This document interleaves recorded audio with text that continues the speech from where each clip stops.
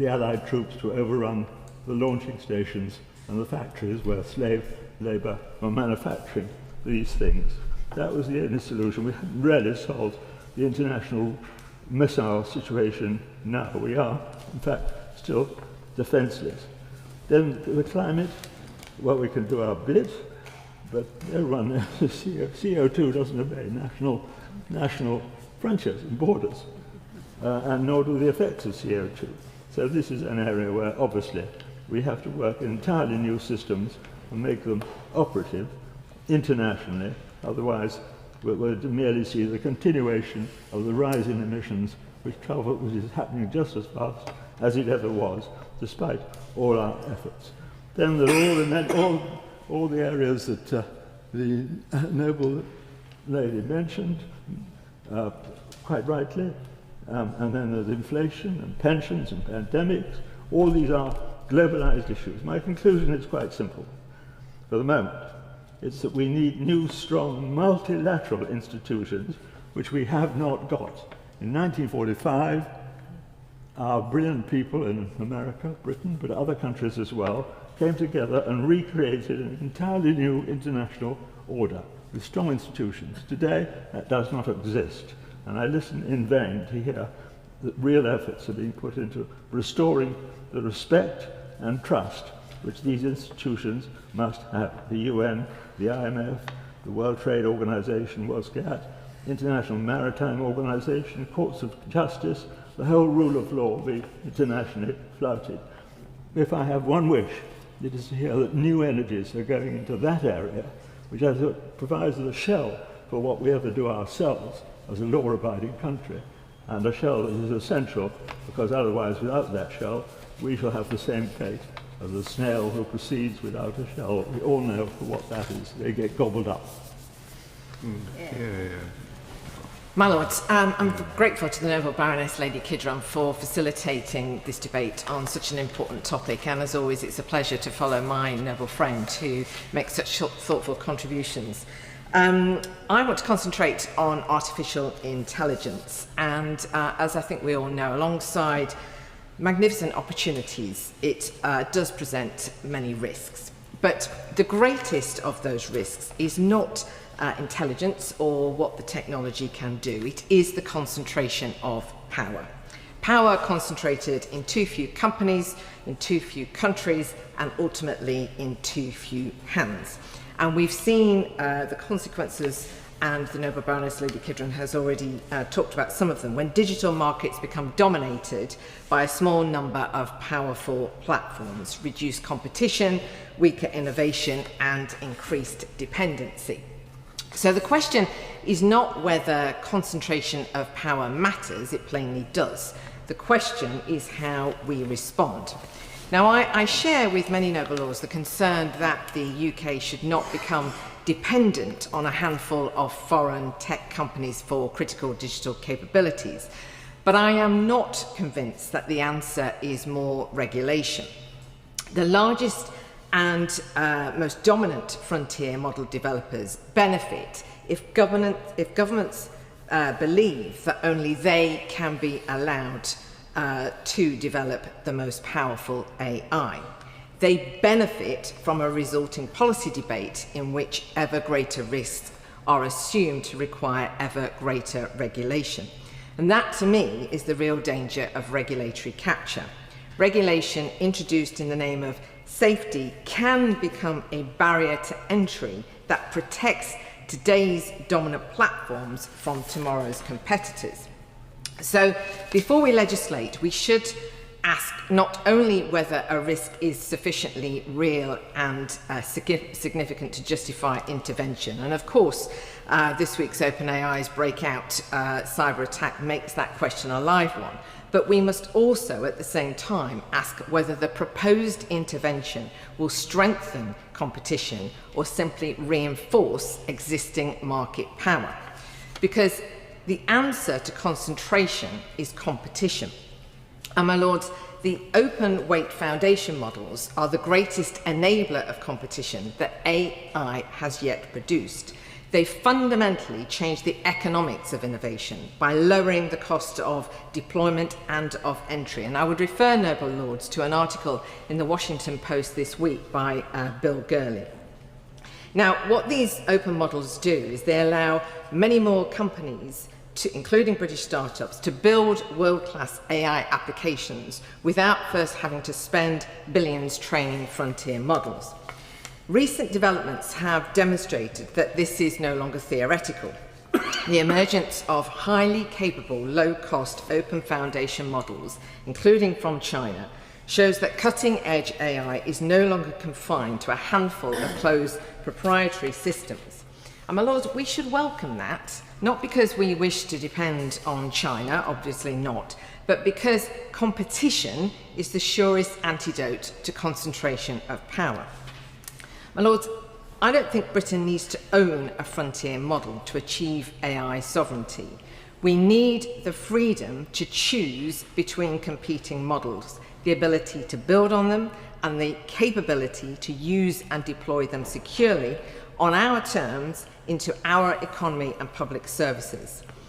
And as I and many other noble lords have argued before, Britain's challenge has never been inventing technology, it has been scaling technology companies. And open foundation models give more British firms the opportunity to compete, grow and retain strategic capability here, as in not bought or moved elsewhere. That is why competition policy matters, and why, only where relevant and necessary, the CMA must use its new powers in the Digital Markets Competition and Consumers Act to ensure that AI markets remain open, competitive and capable of supporting new entrants. Now, competition must, of course, go hand in hand with protection for creators, and the arrival of open foundation models makes getting copyright right more, not less important. Creators should have the technological means to know when their work is being accessed and to decide whether and on what terms it may be used for AI training and to receive fair compensation where it is. And measures such as the private members bill that my right honourable friend Damien Hines is introducing in another place about online software access and transparency point towards the kind of targeted transparency that can help achieve those objectives. My lords, the UK has an opportunity to take a distinctive path, embracing open foundation models, protecting intellectual property, using our competition powers robustly, and creating the best environment for AI companies to start, scale and compete. If sovereignty is our objective, competition, not concentration, must be our strategy. And competition in AI will depend on whether we embrace the technology that enables it. And that, my lords, is open weight foundation models. My lords, my congratulations and gratitude to Baroness Kidron for securing this debate. And though it feels like we almost have a weekly debate in your lordship's house on one or another aspect of AI, I think it's most welcome, by the way, given it is one of the most concerning and unregulated areas that affects our daily lives, and it's likely to remain so in the future. Nevertheless, I believe little has been debated how our national sovereignty is being slowly eroded in real time by those who control our data, our infrastructure, and our algorithms. And they aren't, most worryingly, bound by our laws. My lords, I believe we're standing at critical crossroads, as we've heard from other noble lords who have spoken before me. Not controlling our own digital destiny means risking becoming a digital colony of the American monopolies and be subject to powers who are, let's say, our fleeting friends. That's why I strongly welcome Prime Minister Burnham's decision to bring on the AI Minister, Kanisha Narayan, directly onto the Cabinet table. This structural promotion signals and recognises that artificial intelligence is the very foundation of our future national security, of our public services, and ensuring economic growth. However, whilst this is a welcome change, our defensive and regulatory framework remains dangerously behind the curve. Building fences for the large language models of today could mean being completely defenseless against the autonomous threats of tomorrow. And I agree with what Baroness Stowell mentioned about yesterday. We heard about another example of rapidly moving AI from contained tools to an agentic system that can actively operate across networks without any human intervention. So the true threat to our national sovereignty is from the weaponization of rogue cross-border AI. Future frontier models will have the capability to bypass localized testing sandboxes, dynamically rewriting their own code to evade containment protocols. And once free, these models can act as borderless, self-replicating digital entities, infiltrating critical national infrastructure, military networks, and private cloud storage across the globe. So just imagine if they were subverted by an adversarial foreign nation or cyber criminal syndicate. These autonomous agents could execute a coordinated, low observable attacks on our financial systems and power grids without leaving a traditional digital footprint. So one of my hobby horses when we are talking about AI is how predatory bots are aggressively scrapping valuable copyright content from the UK website owners without their consent, starving our homegrown creative industries, a major contributor to our economy. True digital sovereignty requires us to protect our creators from intellectual property theft and to break up market monopolies and build predictive and hardened defences. A couple of questions to my friend, the Minister. When will the government issue a refreshed strategic steer to the CMA to reaffirm its independence and inject urgency into its enforcement, ensuring it acts at a pace that matches the speed at which the AI stack is being monopolised? And secondly, will the government explicitly rule out new copyright exceptions for AI and support legislative efforts to give UK content creators the legal certainty and transparency they need to block predatory scrapping bots? Grateful for the opportunity to take part in this debate, and may I add to the plaudits directed in the direction of the noble Baroness Kidron, who has prosecuted her agenda on digital safety and digital rights for more than a decade with acute skill and has certainly moved the dial on many occasions. May I also say how pleased I am that the noble Baroness, the Minister, has survived the reshuffle cull. As she knows, I had a small desire that she would move to the Department of the Environment so that we could refer to her as Baroness Lloyd of Effra of Defra, but we will have to wait. And may I say how sad I am that the noble Baroness Chapman has left the government. She was an absolutely excellent Minister. And may I declare my interest as an advisor to Digital Futures, which deploys AI engineers into companies and assesses their AI capabilities. My Lords, in November, the House of Lords Science and Tech Committee described the UK tech economy as an incubator economy. And more recently, Amanda Brock from Open UK made the point that we should not seek, when we talk about AI sovereignty, to build the whole AI tech stack by ourselves. And somewhere between those two statements lies the way forward, because we are in an interconnected world. We cannot simply ignore the rest of the world, but we must do better than the incubator economy that we have been for so many years, and support British companies to scale and grow in this area. So let me make 5 recommendations to the government. The first is obviously to invest in our infrastructure, to invest in the UK companies that are making the chips, building the data centres, investing in the cloud. I was lucky to meet recently a British company, Fractal, which does indeed make chips.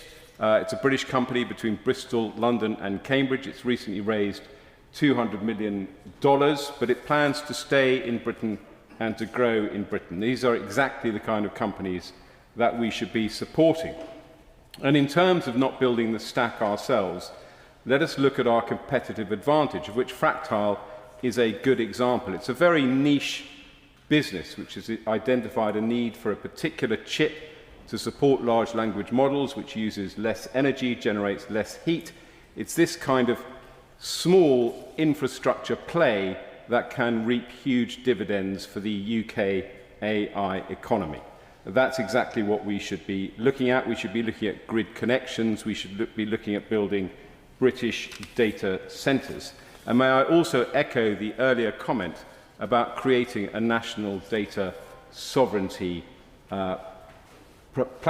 It is absolutely right that one of our unique advantages in this space is the access we have to the data of British citizens, which should be handled carefully, but which gives us an enormous advantage, particularly in areas such as the NHS.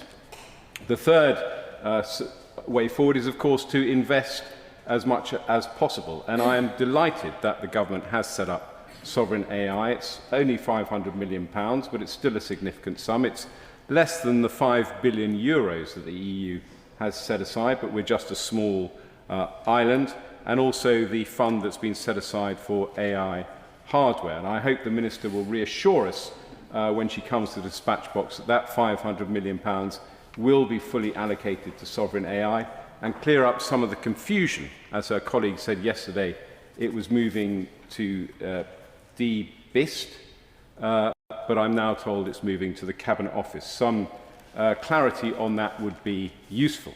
I referred earlier to my work with Digital Futures, and of course skills is hugely important in this area. I gather there are something like a prediction of something like 900,000 vacancies within the tech economy in the next few years, and a drop in engineering apprentices of some 42% over the last few years. So a focus on building the skill economy that we so vitally need to support these industries is vitally important. And finally, my killer point is I think the best way forward would be to abolish the government department that is laser focused on science and innovation and technology, and to scatter its constituent parts to 3 different departments and to number 10. That would be a masterstroke and allow our civil servants to spend 6 months trying to sort out where on earth they're meant to be going, rather than prosecuting policy and making delivery. And of course, the noble Baroness, the Minister, won't be surprised that I've descended into my default status of facetiousness. The abolition of DCIT is a huge error, considering the urgency this agenda requires, considering it has taken 3 years to get this department up and running, to find its feet, and it was actually a beacon of excellence in Whitehall, and many people in the tech economy are very sad to see its demise. My Lords, I thank the Noble Lady Baroness Kidron for securing this debate and for a very powerful and incisive introduction that very rightly identified that what we are talking about today is a constitutional issue, among the many constitutional issues that the British state currently faces, which has a lot to do with the state of the British country today. Governments have to be able to make decisions, make laws for the good of the people of Britain, not for the profits of a few foreign governments or at the behest of a capricious foreign regime. That's not what's happening in the digital area. As the Noble Lady outlined and others have referred to, we see a situation where decisions are made once. A contract is awarded in a choice between 2 or maybe 3 giant companies out of the handful that might have put in for the contract. And then we are locked in, unable to go anywhere else because the costs of changing horses would be too great. Now, the UK, I think we have to acknowledge, has a terrible record on sovereignty. This is not an isolated issue. And here I am going to entirely respectfully disagree with the Noble Lord Howe. The slogan, "Take Back Control," in the last decade showed that the public understood this problem very clearly. The way in which that concern was directed was entirely misdirected. It was directed to the east when it perhaps should have been directed to the west, but nonetheless the public could see the problem that was arising. And I will just mention another example here because it fits very nicely with this, the issue of secret courts, ISDS, investor-state dispute settlement procedures. And I note that in April there was a study out saying the UK was the worst among European countries in empowering this profoundly undemocratic procedure that stops governments making decisions in the interests of their people.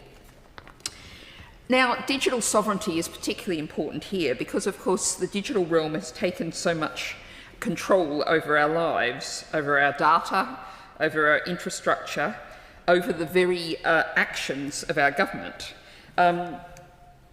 Meanwhile, many of us are left, and this is the reality, of course, we're told how great these systems are. Tell that to someone who's trying to get a system to recognise that this is a photo of them and it should therefore give them a card. Yes, I am reflecting on a recent personal experience. Now, I want to make 2 key points about where we have handed control over to, the nature of that. And one of those, I'm drawing on the work of a Danish academic, Ali Riza Taskal, who's looked at the Silicon Valley tech bros, the owners of the handful of companies that we're talking about that have such a place in the British state, and sees in them an attachment to a philosophy of reactionary futurism, the deployment of science fiction aesthetics to advance anti-democratic political projects. They explicitly set out that they want to engineer a return to an idealised brutal past, 19th century frontier capitalism with radical individualism, unregulated markets, and a rejection of democratic government, but of course armed with all of the technology of the 21st century. This is a handful of men, and yes, they are all men, who have control over much of the operation of the British state and British society. In many areas of the country now, as I canvass for the Green Party, I see ring doorbell after ring doorbell. And behind that door, I speak to people, NHS patients, who are acutely aware that Palantir, and they know that Palantir is a concern, very likely has control over their data, their private details. And of course, we'll also see stacks of Amazon packaging waste, often beside, not inside the bins, because they won't fit in the bins. And I also want to put this in the international context. These are individuals who operate in close, often obsequious contact with the American regime. The Noble Lady Baroness Kidron spoke about the activist White House. And I want to put this in the context of a piece published in The Guardian yesterday by Robert P. Schreiner. On one day, 3 speeches, the Secretary of State said that the counter-terrorism architecture should be directed against left-wing political activists, peaceful people.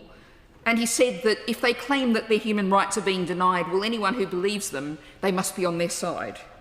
The White House Deputy Chief of Staff spoke about left-wing political terrorism and suggested that you could tell who these people were by what they looked like, and said that any appeal to human rights must fall on deaf ears. And then, of course, we had an American president who called the American election system indefensible, claiming that a foreign power had control over it through digital means. let's think about the situation we're in. And I'm going to agree with the Noble Lord Vasey that we cannot have autarky in a digital world. But what we have to do is decide who we are lined up with, who we are partnered with, but also, crucially, to come back to the Noble Lady Baroness Kidron's point, we have to have the power to change our mind, to move, to not get locked in. My Lords, I refer my membership of a number of APPGs on digital inclusion.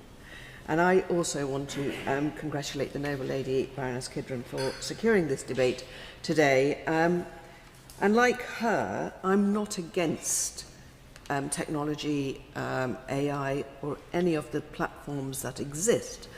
What I worry about is the numbers of people that remain excluded from being able to utilize it for their own knowledge, their own protections, and that is why I wanted to speak in this debate today.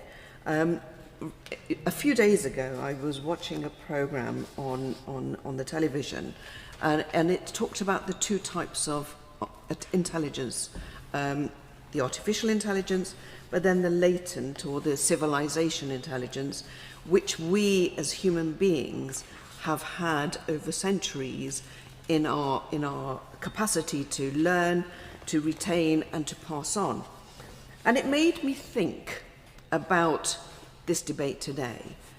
And whilst we can talk about the wider implications of a few companies having such an impact on us in the UK, but also wider, it also made me think about it being a new form of colonization across the world, where there is actually very little power in the hands of leaders who haven't got access to the complicated, complex technologies that exist in only a very few countries on the planet.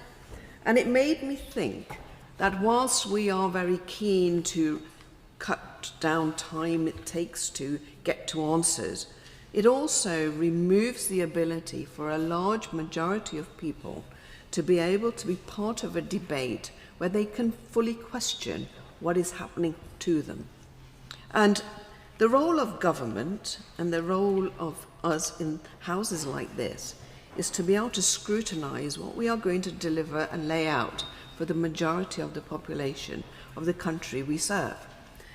And I felt myself quite helpless, thinking that large portions of our own country still have very little access to just basic technology, let alone trying to understand the complexities of artificial intelligence and all the companies that are going to be utilizing their platforms, our data, and all the sort of defense mechanisms that we individually can hold but lose out on because suddenly we've abdicated our power to someone else.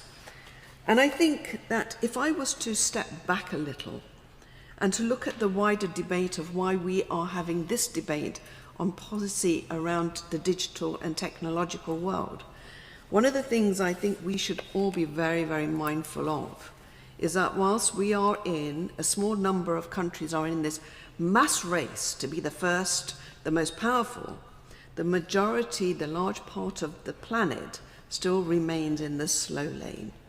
And for me, the fear is, and I call it colonization because I couldn't think of another word for it, but I want us to be able to look at history and look at what happens when power falls in the hands of the few, and the ability for the majority to challenge it because they do not have the tools, the knowledge, or actually the platform space to be able to voice their concerns, suddenly becomes very, very challenging for me as a public servant in your Lordship's house. And when I was listening to Baroness Kidron's opening remarks, I was trying to think, where can I navigate some of my fears of what is unfolding very rapidly in front of us? And whilst this technology fast lane has been going on for some time, the resilience of us to stop and challenge it has been actually very, very slow. And whilst I said right up front, I have absolutely no problem with utilising technology, I do not want technology to utilise me. And I have a feeling that's the path we are going on. And it's frightening because I work with communities that are actually so behind the curve on access to even the mere basics.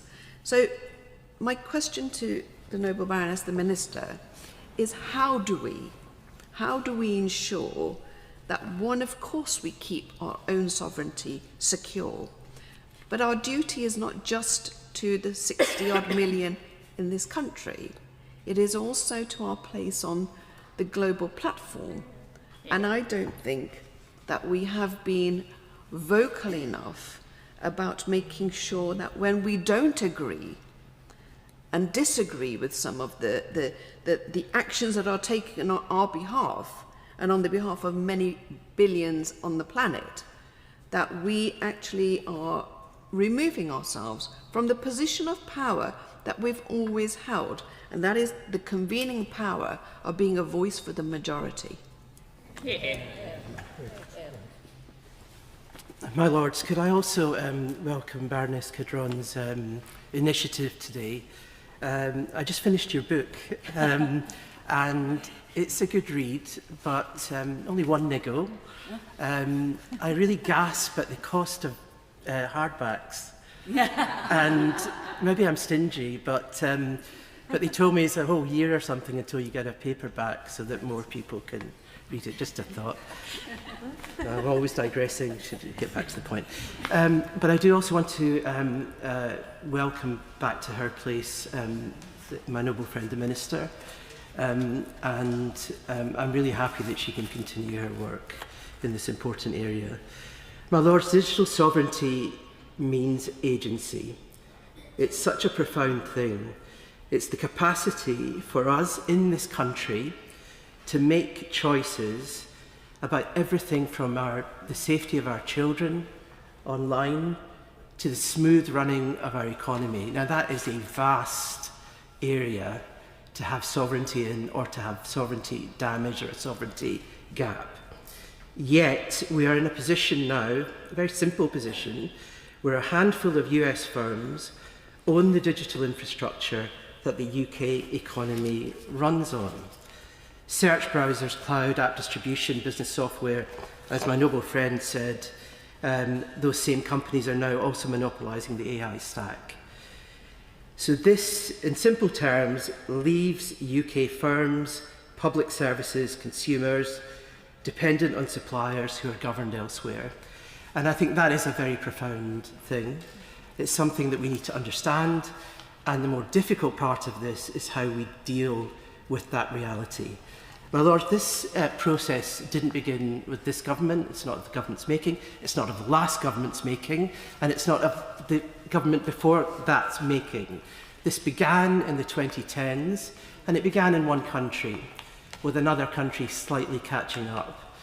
And what happened in the 2010s was an extraordinary thing, which is that the US tech companies determined that they would weaken oversight of the digital space, they would not have federal legislation, and today, an extraordinary position in the United States, which is that there is no federal regulation, as Baroness Kidron said, or regulation at all in this space. So I can just repeat that for people because it is hard to believe. It all exists at state level, with the weakened oversight, the Federal Trade Commission and all the other organs who are traditionally very powerful in American democracy. Congress has no say, doesn't want to have a say, that's a whole other debate. But this reality affects our reality, because those are the firms that exist in terms of our economy. So this is a factual situation. And I want to get onto the issue of how we try, at least, to deal with this sovereignty gap. I do want to also mention what has happened to this country and its sovereignty in the digital space in that period up to today. We were in the European Union. The European Union has a weakness in regulation, which is unlike the United States and China. It doesn't have the digital infrastructure, and yet it is the best regulator that we have globally. There are only 3 global regulators. When we were in the European Union, we had the benefit not just of EU legislation and regulation, but we had the protection in court of limiting the cross-border transfers of our citizens, because that is what those companies are monetizing. That's the point of all of this. In the 2010s, I chaired the Facebook inquiry, met Mark Zuckerberg, and he literally said to us, GDPR is a great thing, you know. He went to Congress and said it. You can see it on YouTube. He went to Congress and said it. So he admitted that regulation was essential for human beings in the United States, in China, here, all around the world, but they determinedly went in an opposite path. We're now left with this situation. And I think the first thing to say is that there are a number of things that we can start to do, because we have to do something now. It's that, you know, there's no point in just throwing up our hands and saying this is how it's going to be. So I'll just suggest a couple of things. One is that we have to understand what we can do as a country to re-establish that kind of sovereignty. They seem to be small things, but within the capacity that we have, and I would ask, maybe put this specific question to my noble friend, the Minister. Take Palantir, which at least everyone knows about now. What Palantir are trying to do is to take health data, make cross-border transfers to the United States and sell it. That's what they are doing. They're paying us very little for the contract. That's why they're paying us very little. And even the public now are aware, certainly people who work in the NHS are aware, that the systems are not even that good. So one of the things we need to do within our capacity, and I'll put this to the Minister, is are we actually doing a cost-benefit analysis of the contracts that we do undertake, because there will be a sovereignty issue to that. Secondly, we need to be really clear about what is happening here and what we can do about the blockages. For example, the US Cloud Act, it grants US authorities the power to request access to data held anywhere in the world from providers subject to US jurisdiction, with no legal requirement for providers to inform customers. Now, this has been raised in Parliament, the whole issue of the US Cloud Act, and I know the Minister in the other place has commented on it, but DCIT hasn't made any central assessments of what the US Cloud Act is and what an assessment of what it's doing to our infrastructure and our sovereignty. So I would put to the Minister that these are the kinds of questions that we need to try and answer, that we need to make progress on. Another area is just EU alignment. Very quickly, EU alignment. We have safety in numbers if we can align. We have good data adequacy agreements with Europe and the European Union. We don't have a good data adequacy agreement with the US for obvious reasons. Does that mean we can, and I put this to the Minister, at least align on those regulatory aspects that help us in this country and our sovereignty? Not everything from the European Union, but at least those aspects where we align with our data adequacy agreement to help our sovereignty position. Yeah. My Lord, it's a pleasure to take part in this debate. In doing so, I declare my relevant technology interest as advisor to the Crown Estate and to Simmons & Simmons LLP. My Lord, I must start by congratulating my friend Baroness Kidron on her brilliant and blistering introduction to this debate. The noble lady is having quite a month of it. This debate today, a new book out, and a fantastic white paper published just last week. I know it's only a matter of time, and quite right, that moviegoers will soon be treated to Baroness Beeban, the biopic. I'll be speaking with Christopher Nolan later today. My Lords, the departmental chairs have been rearranged. What does this mean, though, for digital sovereignty? Well, yesterday, the Minister, Jonathan Reynolds, described the new department as a genuinely new beast. Make of that what you will, but largely the technology industry were dismayed that DCIT is no more. I asked the Minister, can they all be wrong?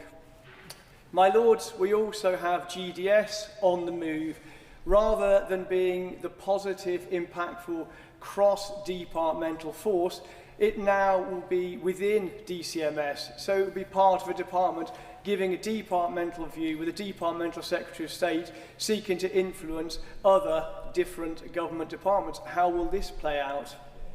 Similarly, we have the separation of AI sovereignty and digital infrastructure, now relying on coordination where prior we had effective oversight. How will this benefit digital sovereignty? We have the AI Security Institute now responsible within that office for increasing take-up of technology across government. Well, ask anybody if you have the same group responsible for testing the tech and deploying and supplying the tech, what the outcome will be. You'll get a single, and in this context, unhelpful answer. Add to that what's happening with AI, IP and copyright, what's happening with AI growth zones, and you have quite a cocktail, none of which, of the face of it, seems to say anything to have effective and really laser focus on digital and AI sovereignty. So what do we require? As is always the case, I take your lordships back to the 3 C's: clarity, consistency and coherence of approach. It doesn't matter whether you're citizen, creative, consumer, innovator or investor.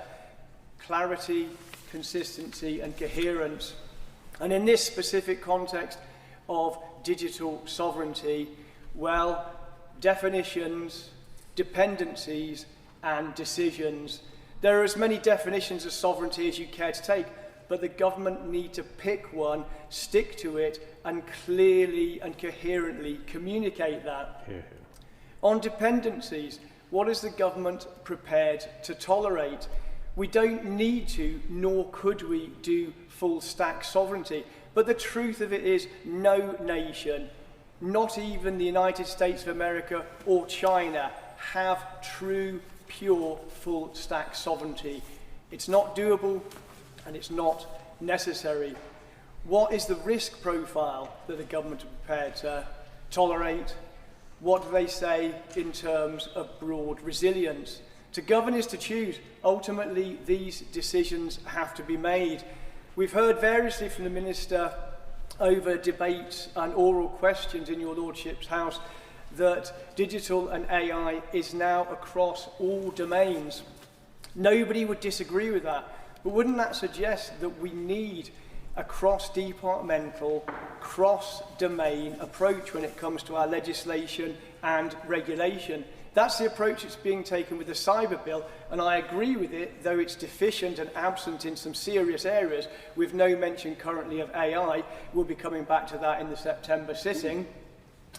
But if it makes sense to have a cross-sector Cyber Bill, surely it makes sense to have a cross-sector, cross-economy AI bill.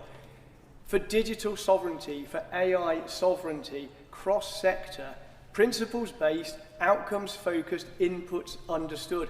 To those principles, trust and transparency, inclusion and innovation, interoperability and an international outlook, accountability, assurance and accessibility.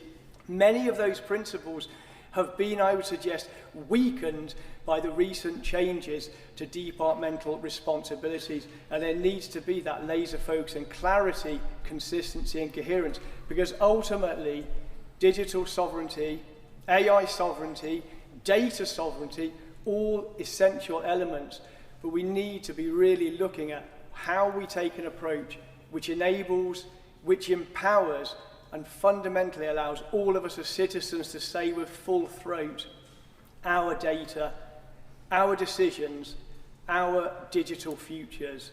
Together, our human-led, inclusive, digital futures? My Lord, it's a pleasure to follow the Noble Lord Holmes and thank him for all his work. Echoing all the praises, I too wish to convey and express my gratitude to Noble Lady, my friend Noble Lady Kidron, for her very powerful leadership, including in this debate. My Lords, my contribution today is framed in the context of having organized quite a number of numerous discussions and meetings on in relation to some of the APPG, which I declare on digital transformation and policy on technology as it affects society. And in this context, particularly on how sovereignty is a matter of national security, and promoting our national security is an absolute objective for all members of the House of Lords and across the other House. For their support, I want to acknowledge the library briefing, Control AI, not Open AI, Control AI, and Tasmina Ahmed Sheikh for her ambitious efforts in relation to advancing sovereign AI stack, which I'll make some reference to later, and Daushan Hamza for his precious time, wisdom, and foresight. My Lords, sovereignty used to be visible in borders, laws, currency, and armed forces. Today, much of it is indiscernible. It sits in the clouds, contracts, chips, code, data, and algorithm. The question is not whether Britain governs Britain, it is whether Britain can still choose, as Noble Lady Kidron said, when the system supporting our public services, business, and families are designed, owned, and operated elsewhere outside our legal reach. Digital sovereignty is therefore not technological isolation. Britain cannot and need not build every chip, cloud, frontier model, as is being said. It is about retaining the agency, capability and alternatives to act when circumstances change, to build the foundation of economic power, of public services and national security, and of statecraft itself. Digital sovereignty shapes national sovereignty in at least three critical ways. First, strategic autonomy. It's been repeated in this House. Can Britain continue essential services, protect sensitive data, and chase direction if a supplier or another state or dominant monopolies dictate trade-off terms not acceptable to our national requirement and standards? Second, economic resilience. Consider what plans are in place to improve investment, which addresses British capability, expand skills, employment, or will these fast-paced development leave us permanently renting access from elsewhere, which may endanger future-proofing protection in procurement for our nation? In this context, I would refer to the work I have convened in the House on the Sovereign Power Index, AI Power Index, developed by Tasmina Ahmed Sheikh, who's a former MSP, which is one disciplined way to measure whether our current trajectory will deliver real sovereignty. Third, citizens' protection and rights, especially those of our children. Can citizens challenge an automated decision? Can a parent reach a competent human being? Can a child grow up without their attention, identity, vulnerability becoming somebody else's commercial asset? Tasmina Ahmed Sheikh Sovereign AI Power Index offers a system to measure whether investment in translating into genuine national capability, control, and resilience. And Daushan Hamza, a futurologist, a technology practitioner, and an author, says technology should be our servant, not our master, as it seems to be now. Yet too often, digital transformation removes human competence, quality, and kindness. Digitizing a broken services does not transform it, it industrializes failures. AI can make good institutions better. They can also make a bad institution fail faster and consistently, and with no one held accountable. These are somber considerations ahead of us. regards governance and accountability in regards to major public services, including the criminal justice system, education, and autonomous use of weapons in warfare. On matters of daily occurrence, can I bring you back to imagine a UK parent in 2031, whose children use AI tutors at school. For one parent, the system is transparent, independently tested, and subject to UK law. A teacher can explain his recommendation, one parent can challenge an error, and the school can change supplier without losing the child's history. Technology serving the family and the society. For the second parent, the child is labeled a low potential. Nobody can explain why no one can locally override it. The school is locked in, data cannot easily be removed, and the human teacher becomes the administrator of the machine's judgment with consequential impact on that child, maybe for long years. One parent is a citizen using technology, and the other will be captured in never-ending circle of machine-centric decision, difficult to challenge or manage. My lords, in 5 years, AI agents may mediate education, employment, welfare, and health, indeed warfare. In 10, AI will be infrastructures of the state. In 20 years, today's primary school children will be the workers, parents, leaders. The defaults we tolerate now, opacity, manipulation, and dependency, may become unwritten constitution of their digital lives. My lords, digital sovereignty is not about building walls. It is about keeping the keys to our own doors and ensuring that our children inherit them.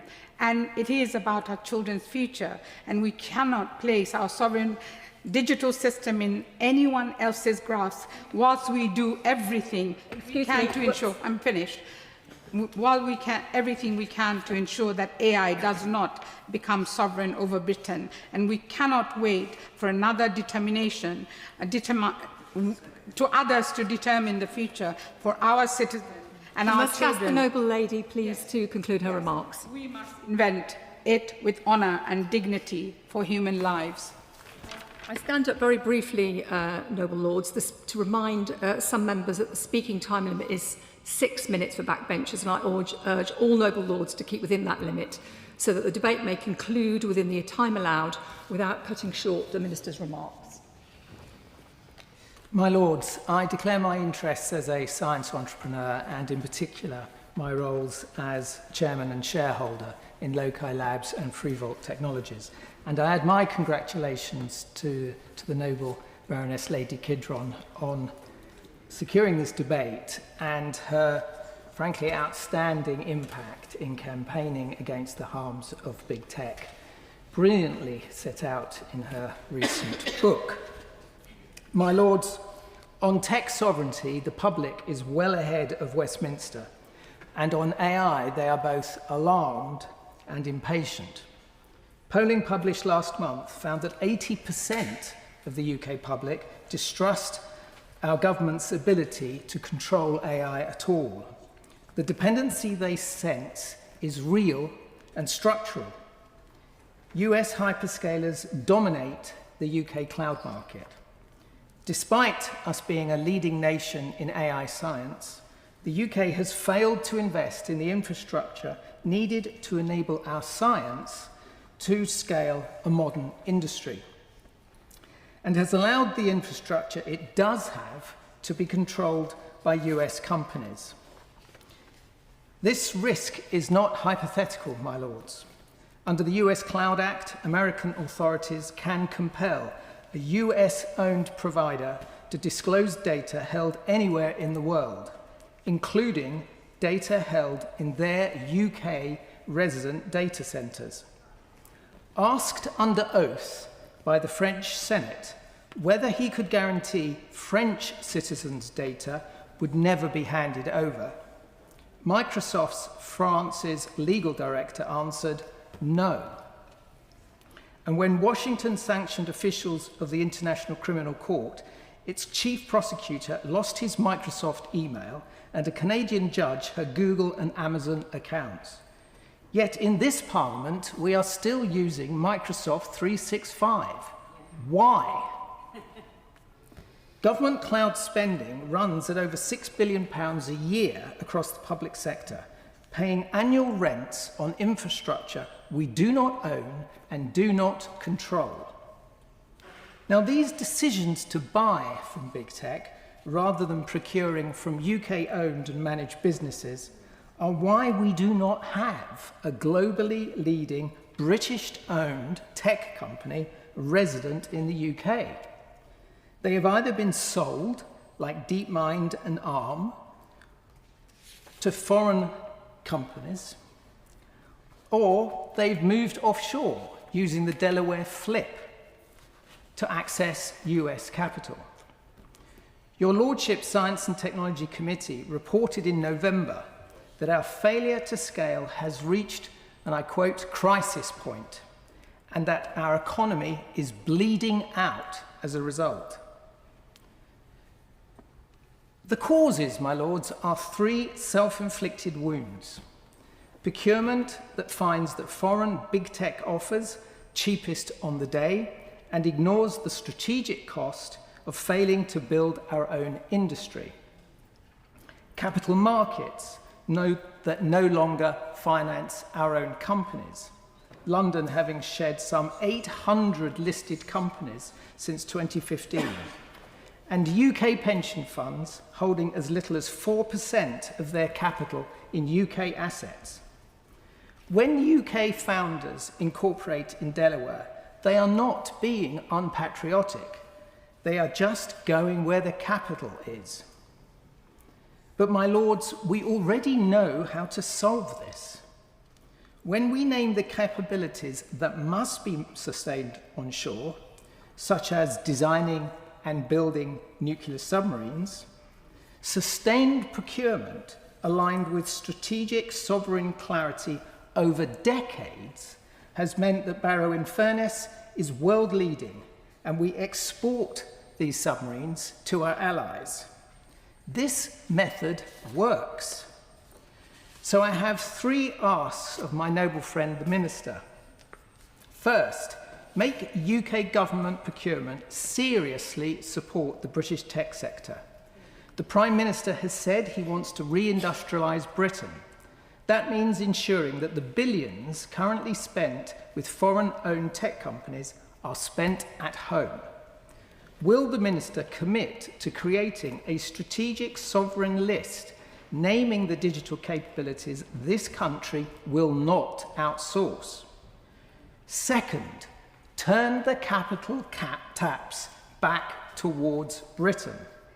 Will the government now mobilise our pension savings into UK businesses and UK infrastructure?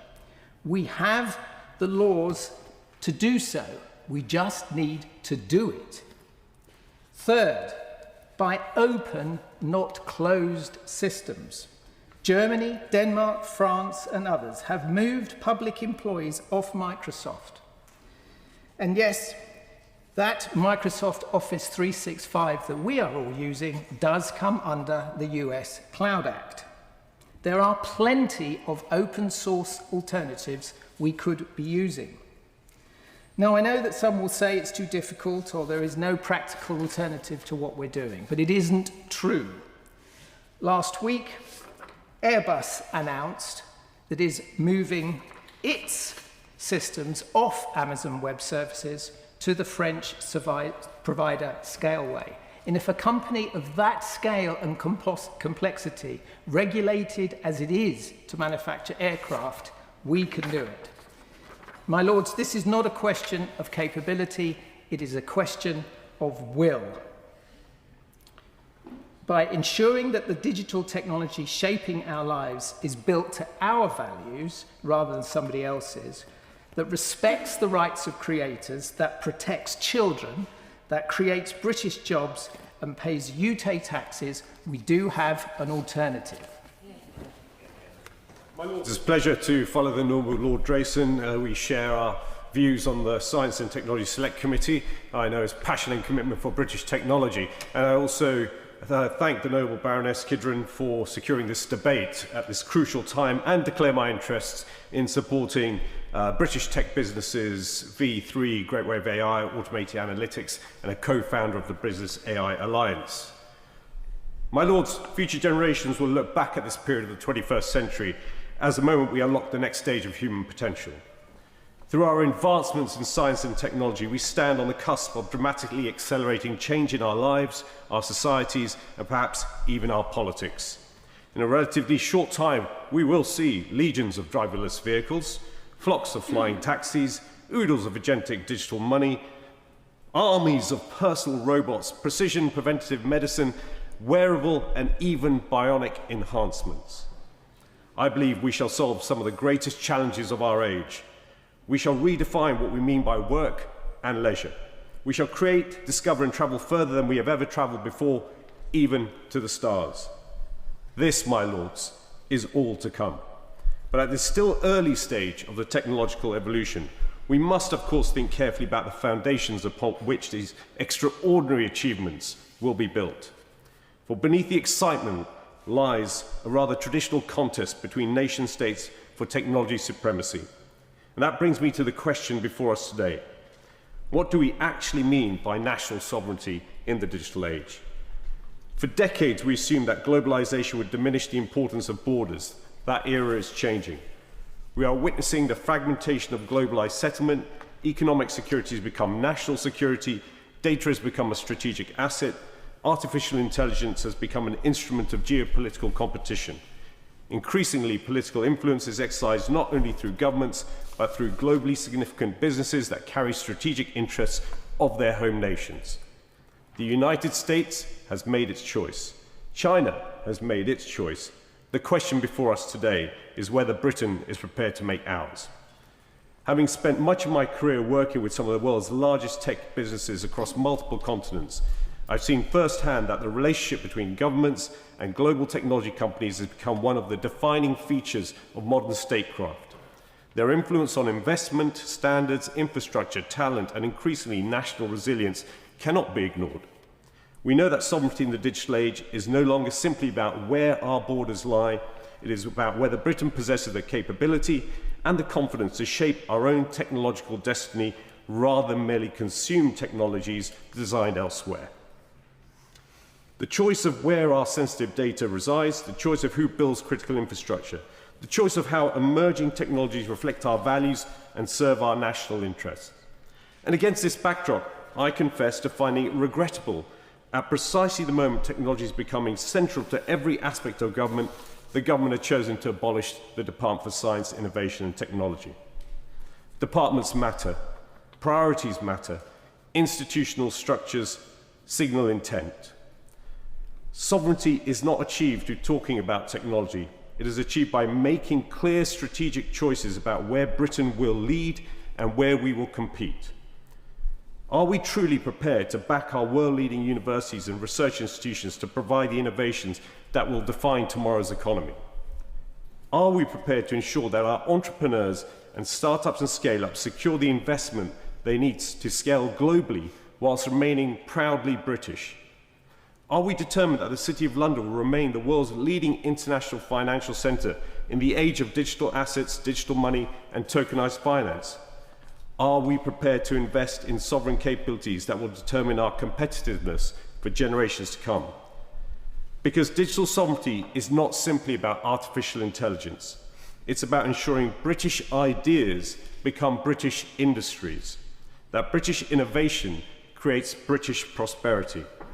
And then British values continue to shape the technologies that will shape the world. My lords, I do not believe that nations that prosper in this century will have to invent and scale every technology.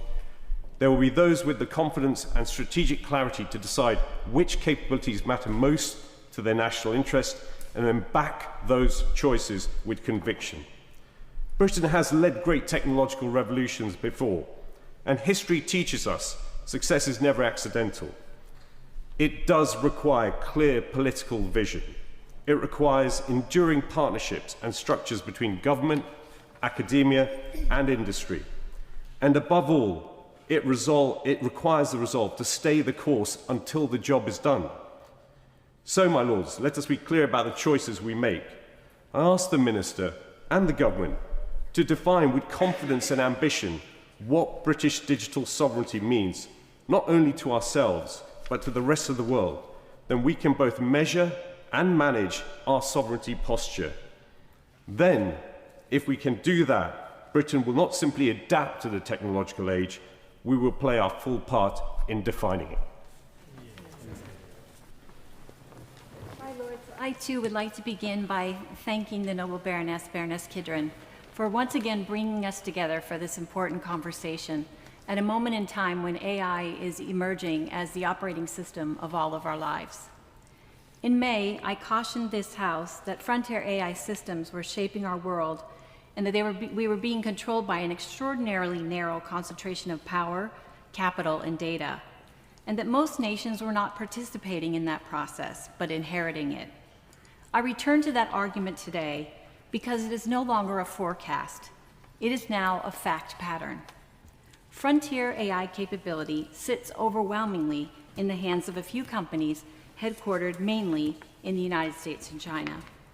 Every other nation participates by permission, not by right, and that permission can be withdrawn arbitrarily in an instant. We saw this explicitly on June 12th, when the U.S. Commerce Department directive forced Anthropic to suspend access to its most advanced model, Claude Fable, for foreign nationals worldwide, including its own foreign national researchers, unable to touch the model they had built because of the passport they held. Access was indeed restored on July 1st. However, sovereignty was not. The UK has no seat at the table. Taken together, this incident, along with this week's reports of an autonomous AI agent powered by OpenAI models, escaping its research sandbox and interacting with the Hugging Face open source repository, illustrate a profound shift now underway. Our security institutions have been built on the assumption that agency is human. That assumption no longer holds. We are entering a world in which software agents will increasingly make decisions, negotiate with one another, and act on behalf of people, companies, and nations. Both incidents report to the same underlying truth. Sovereignty is not simply a function of computing power, it is a function of control over access, deployment, and consequences, and that is where Britain's real vulnerability lies. My lords, this is a motion about policy, but we cannot make good policy the way we normally do, through debate, precedent, and incremental regulatory convention, when the assumption that those conventions rest on is that intelligence and decision-making are exclusively human. That no longer holds. This is a new magnitude of change. It transforms both the nature of global competition and the meaning of sovereign control. No single country can dominate every layer of the technology stack. And we should not delude ourselves. UK public investment measured in hundreds of millions can never compete with private capital measured in hundreds of billions. The strategic question for Britain is therefore not whether we can match the raw capability and scale of foreign frontier models, but where our genuine advantage lies. Our specific strength is our vibrant British tech ecosystem. In domain-specific models they're building, the physical systems they're creating, including advanced robotics and drones, and deep vertical applications where Britain already holds genuine competitive advantages. But there are risks in that domain as well. Just last week, Microsoft CEO Satya Nadella warned of what he calls a reverse information paradox. Organizations that plug directly into foreign frontier models are paying twice, once with their capital for access, and again with their institutional knowledge that they leak prompt by prompt. Palantir's Alex Karp puts it more bluntly. He calls this losing your alpha, your core intellectual property handed to a competitor who never had to earn it. This reflects a broader shift in where strategic value now resides. The AI frontier is also commoditizing faster than anyone predicted.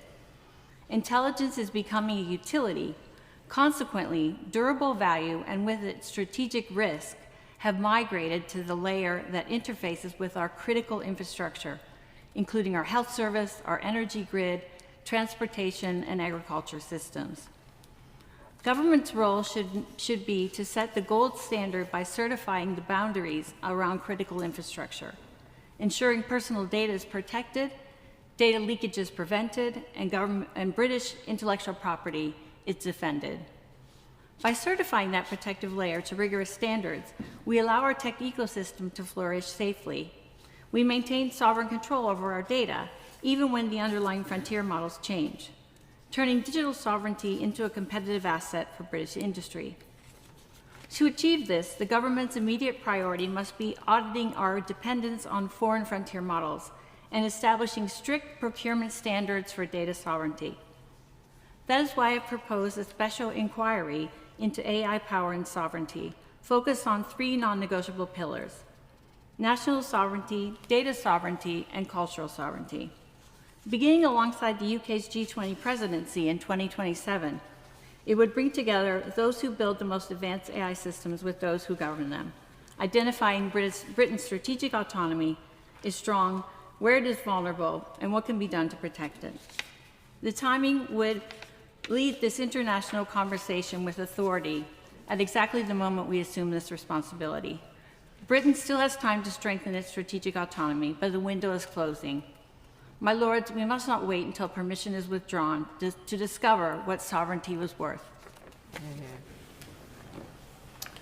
My lords, it's a real honour to take part in this debate, and I join others once again in thanking Baroness Kidron for her penetrating analysis.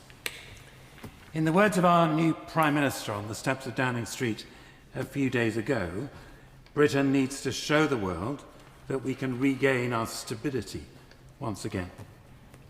Stability is a deeply Christian virtue, owned of course by many other world faiths. The Psalms speak of God as a rock, our refuge and strength, our very present help in times of trouble. The Ruler Benedict, with its emphasis on stability, on faithfulness, undergirds many of our institutions, from schools to hospitals to universities to our great cathedrals. In recent years, new technology has become one of the many factors at work in undermining our stability as a nation.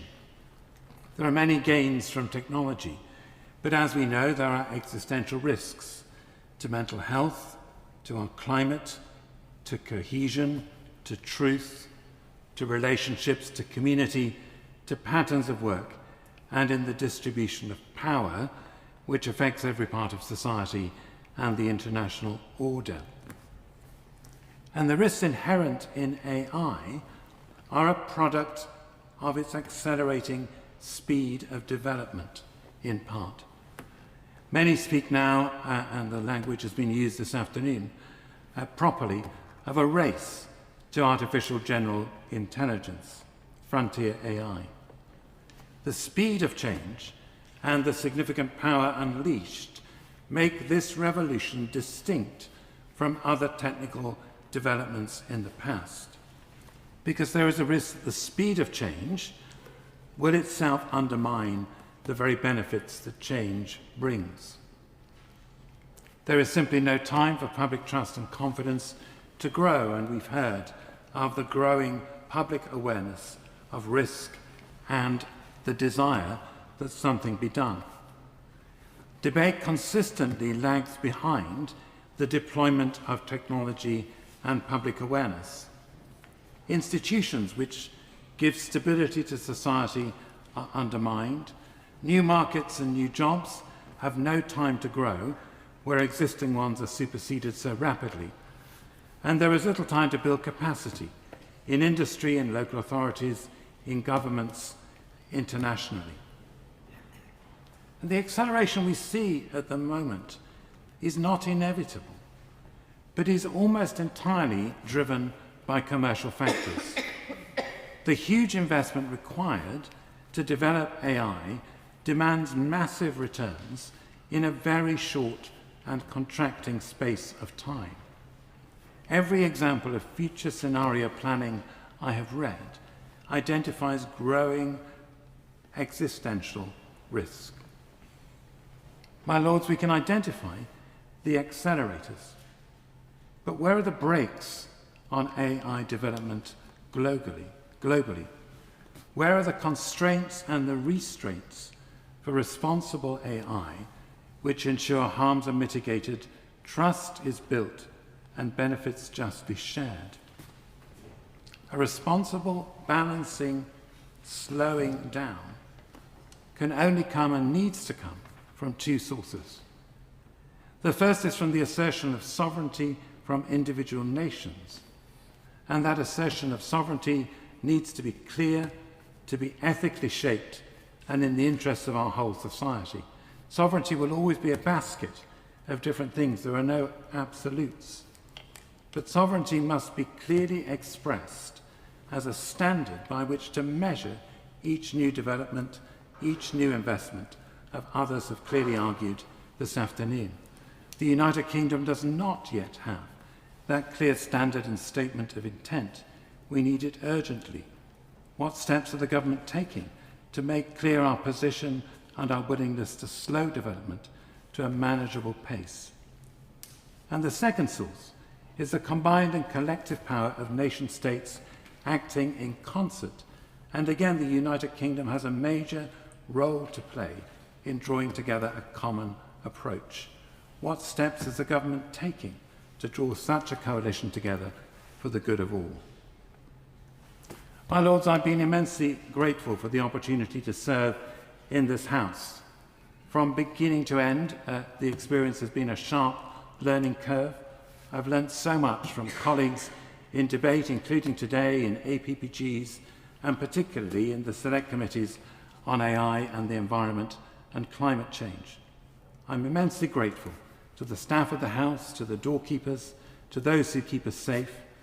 I'd record my thanks to my researcher, Simon Cross, to Simon Stanley and Richard Chapman of the Church of England's Parliamentary Unit for their expertise and wisdom. My lords, the most important part of a building is its foundation. The most vital part of a boat in a storm is the keel, giving stability in the water.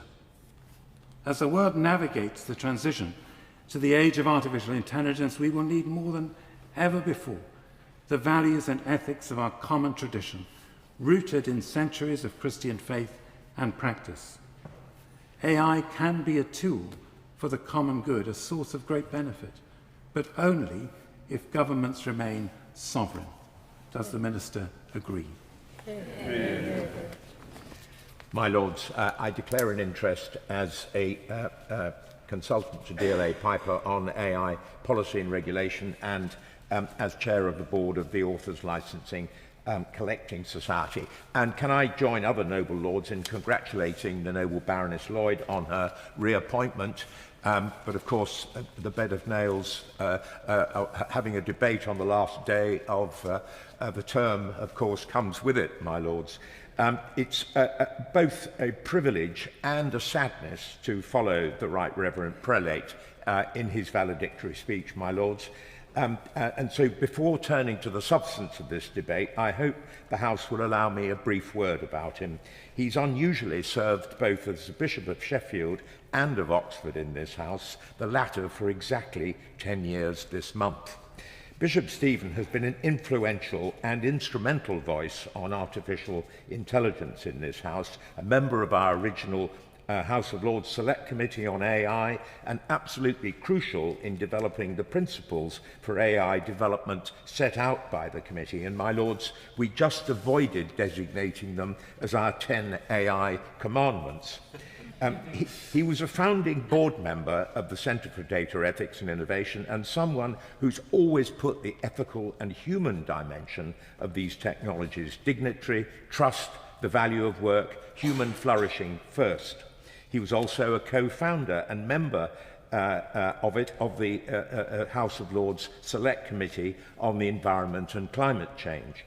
He anticipated the NEETs and AI human flourishing debate by emphasising the importance of adequately preparing young people for changing economic and technological conditions by providing meaningful routes from education into work and ensuring that technological change does not undermine opportunities for younger generations. And it's very fitting that his last contribution to this House should be in a debate on digital sovereignty, since the question he has pressed throughout his time here, whether we are shaping these technologies or being shaped by them, is precisely the question that this debate poses at a national and European level.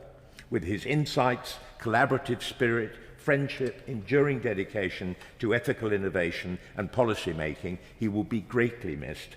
And I know I speak for all of us across the House in wishing him well and all best wishes for the future. My Lords, I'm very grateful to the Noble Baroness Lady Kidron for securing this debate and for her superb introduction, and to all Noble Lords who've spoken today. I do congratulate both the Noble Lord Moraes and the Noble Lord Drayson on their summer reading material. It has ranged widely from infrastructure to intellectual property, from procurement to accountability, but a single thread runs through it. Digital sovereignty is not an abstract concept. It's crucial for our economic, societal and security future. Noble Baroness Kidron, the Noble Baroness Berger, Baroness Gill, and Baroness Shields reminded us what the absence of that sovereignty looks like in practice. Last month, the US government placed export controls on Anthropic's newest models. President Trump gave in less than 90 minutes for the company to cut off non-US citizens. This restriction was lifted on the 1st of July, but the episode, and potentially the recent OpenAI episode mentioned by some of the Noble Baronesses, showed that what we have built in this country is not technological independence, but in the AI minister's own phrase, a search for strategic leverage. My Lords, but leverage is not control. Karim Khan, Chief Prosecutor of the International Criminal Court, could tell us the same. Sanctioned in 2025, he lost his Microsoft email account, yes, my Lords, Microsoft 365, at the decision of a boardroom in Redmond, Washington State, not a court. My Lords, there is an economic cost of this dependency. The Competition and Markets Authority found AWS and Microsoft hold 70 to 90% of our cloud market, as the Noble Lord Drayson said. And this costs UK customers in the region of £500 million a year. And the same is true of the rest of the AI stack, my Lords. We are heavily dependent on US big tech. The Noble Baroness Verma used the expression colonisation in this context. But, as the Noble Baroness Udin said, this is not isolation. And as the Noble Baroness Shields said, we need to determine where our advantages lie. The Noble Baroness Kidron said one reason why this persists, it's not market failure alone, but regulatory timidity. And my Lords, I believe very strongly in competition, but I do part company with the Noble Baroness Stoll. I believe strongly both in regulation and in competition. Specifically, I agree with the possibilities of open source and open weight models. But my Lords, the CMA, with strong cross-party support, has the powers that it needs under the Digital Markets, Competition and Consumers Act. But only 3 designations as an SMS of big tech services have yet been made. The CMA declined to designate Amazon or Microsoft in cloud services as having strategic market status, despite strong recommendations from an independent inquiry and a requirement for Google to negotiate fair and reasonable payment terms with news publishers has been repeatedly delayed. A new strategic steer, which could be issued within weeks, directing the CMA towards binding remedies and reaffirming its independence, would cost nothing and require no legislation. My Lords, will the Minister commit the government to that? My Lords, the Noble Baroness Berger, Lord Vasey, Lord Drayson, Baroness Shields, and the Noble Lord Ranger talked about the question of data. The Noble Lord Ranger used the expression data assets. My lords, and I agree, it's very much about exploiting the sovereign data assets that we have in the UK. It's not only about where the data sits. The security systems that protect our networks have to read the data they are guarding to do their job, so a residency promise does not get to the heart of the problem. Microsoft's own European digital resilience commitment, a pledge to legally contest any order to suspend services here, may be welcome, but as critics rightly call it, this is sovereignty washing. A contractual promise cannot override a foreign law, and I very much agree with the Noble Lord Moraes in wanting answers in this respect. The Noble Baroness Kidron, Baroness Gill touched on the importance of copyright. The Noble Baroness Kidron has already secured the Minister's confirmation on the record in this House that the Sovereign AI Fund recipients must comply with UK copyright law, yet she herself has called that assurance disingenuous, pointing out that some funded firms will not disclose whether their training data complies at all. We need transparency. So, my lords, I share that scepticism. Confirmation of compliance is not the same as verification of it, and I would welcome the Minister's assurance today that the difference is understood. Noble Baroness Kidron, Noble Baroness Bennett, Lord Moraes, Lord Drayson, Baroness Shields have all raised the importance of procurement, my lords, and in that context, many of them also mentioned Palantir. The Common Science, Innovation and Technology Committee found the government worryingly comfortable with dependence on a small number of providers and named Palantir specifically. The Financial Times has reported that the Ministry of Defence's own data systems are now built on architecture that only Palantir is licensed to support. Lock-in by design, not accident, my lords. The Noble Lord Moraes drew the comparison with Europe, and it's instructive. On the 3rd of June, the European Commission adopted what it explicitly called its tech sovereignty package. President van der Leyen was blunt. We cannot afford to depend on others for the technologies that keep our hospitals running, our energy grid stable, and our services secure. Set against our own sovereign AI unit, the contrast, I think, my lords, is rather stark. The EU has a structured, published, cross-sectoral strategy. We do not, my lords. Now, my lords, many noble lords raised the question of accountability. Indeed, the Noble Baroness Kidron and the Noble Baroness Bennett used the term constitutional as an issue, my lords. And this is particularly the case with the prospect of artificial general intelligence and the reality of agentic AI, my lords. Sovereignty is hollow without this. We need a single or lead AI regulator, mandatory algorithmic impact assessments, an Accountability for Algorithms Act, and a strict human-in-command standard, my lords. And we need to ensure responsible AI through that, as the Right Reverend Prelate said. My lords, I will leave the Minister with two questions already put by several noble lords this afternoon in different forms. Will the government publish a clear, measurable, cross-departmental definition of digital sovereignty, addressing infrastructure, standards and data, and procurement to replace the current fragmented approach? Second, will they commit to reporting annually to Parliament on our strategic dependency risk, as our allies in the EU, Japan and the United States are already doing? My lords, every procurement decision that embeds foreign dependency is an accumulation of strategic vulnerability. It's time to decide our digital future in Westminster, not Silicon Valley. And as the Noble Lord Drayson says, it's a question of will, not capability. Now, my lords, like the Noble Lord Vasey and the Noble Lord Holmes, I'm not convinced by the current government reorganisation of AI and tech structures in government. But with a new government, this is an opportunity for a new, effective sovereignty policy. And my lords, I very much hope that the government will take it. My lords, I too thank the Noble Lady Baroness Kidron for securing this important debate and thank all of those who have participated. I think it's been fascinating throughout and brilliant points have been made on all sides. I too welcome the return of the Noble Lady, the Minister, to her place. As ever, the reward for hard work turns out to be more hard work, but certainly welcome the continuity and wish her well for her continuance.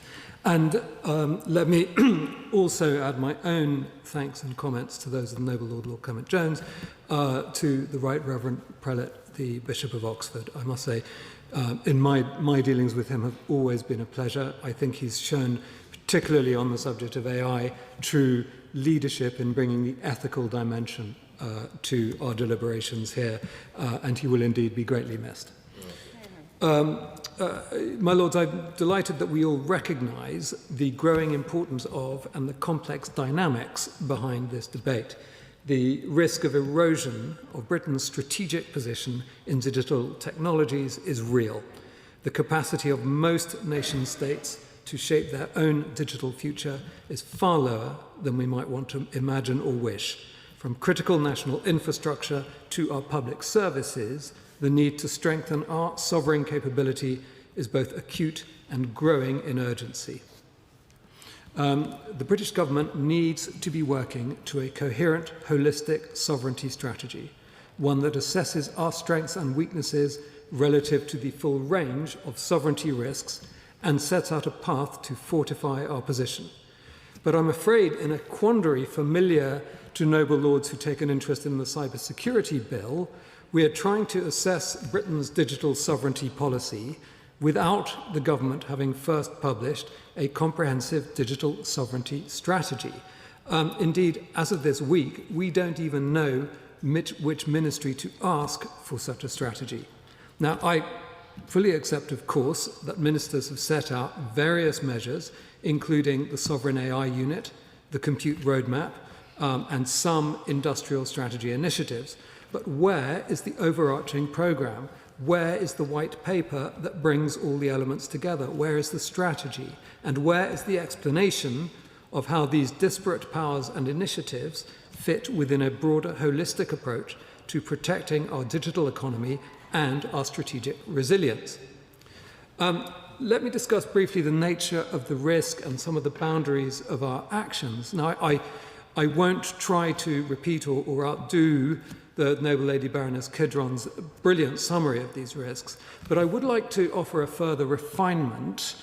The risks to sovereignty do come in different forms, but I think discussion very often focuses on the extreme end of the risk spectrum, that is to say, the catastrophic loss of access or control of our digital systems as a result of decisions made in other countries, as we've been hearing from a number of noble lords. But I think while we have to bear that risk in mind constantly, there is a more probable, if lower impact risks, or range of risks that deserve more attention than they often receive.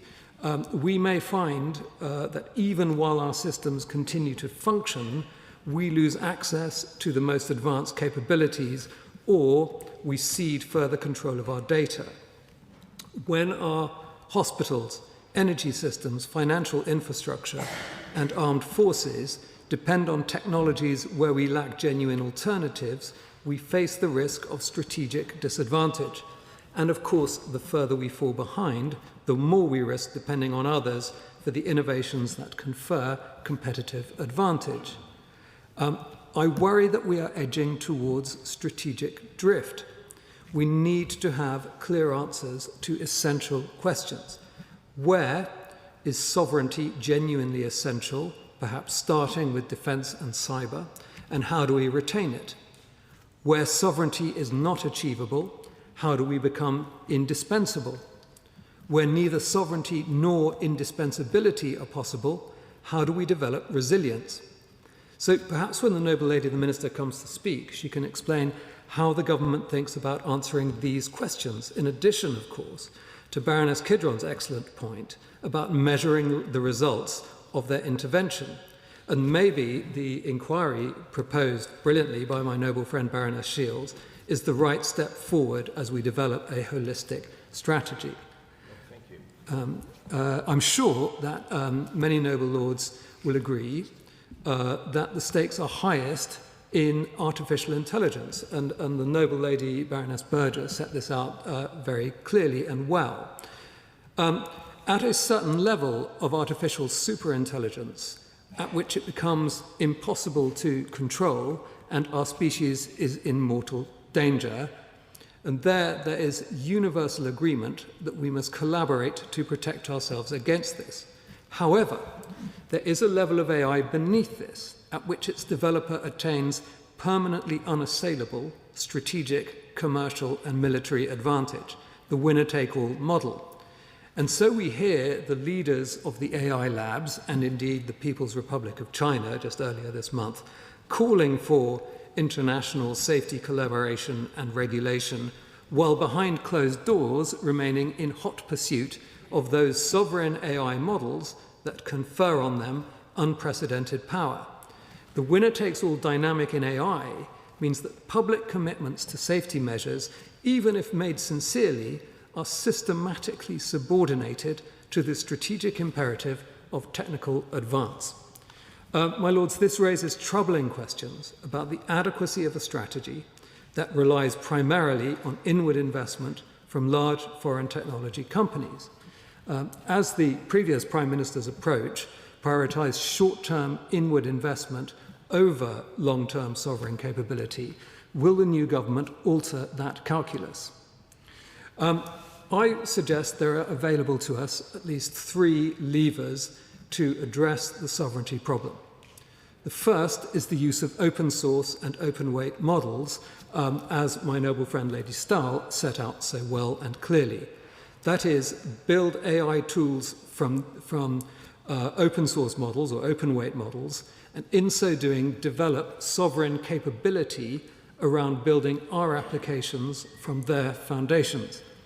This doesn't just reduce the costs of and time for development, it reduces the winner-take-all incentives of the AI labs that are driving the AI industry towards what I might call a Darwinian oligopoly and eventually monopoly of sovereign solutions. Can the noble lady, the Minister, confirm what proportion, in that respect, of the sovereign AI unit's funding is directed towards open source components of the AI stack?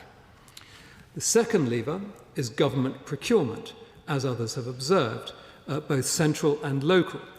Here, my lords, I should declare my own interests as set out in the register in early stage tech ventures. The state is and continues to be the largest technology buyer in the United Kingdom. We are very fortunate here in the range and technical accomplishment of our startups, but the state does not buy enough from our early stage tech ventures. We often worry here, as my noble friend Lord Vasey described, how to convert more of our startups to scale-ups. And really, a large part of the answer is for the state to be more open to being their customer. And I thought the noble Lord Drayson set this out brilliantly. This creates credibility and cash flow for the startup, and it brings innovation and productivity to the state.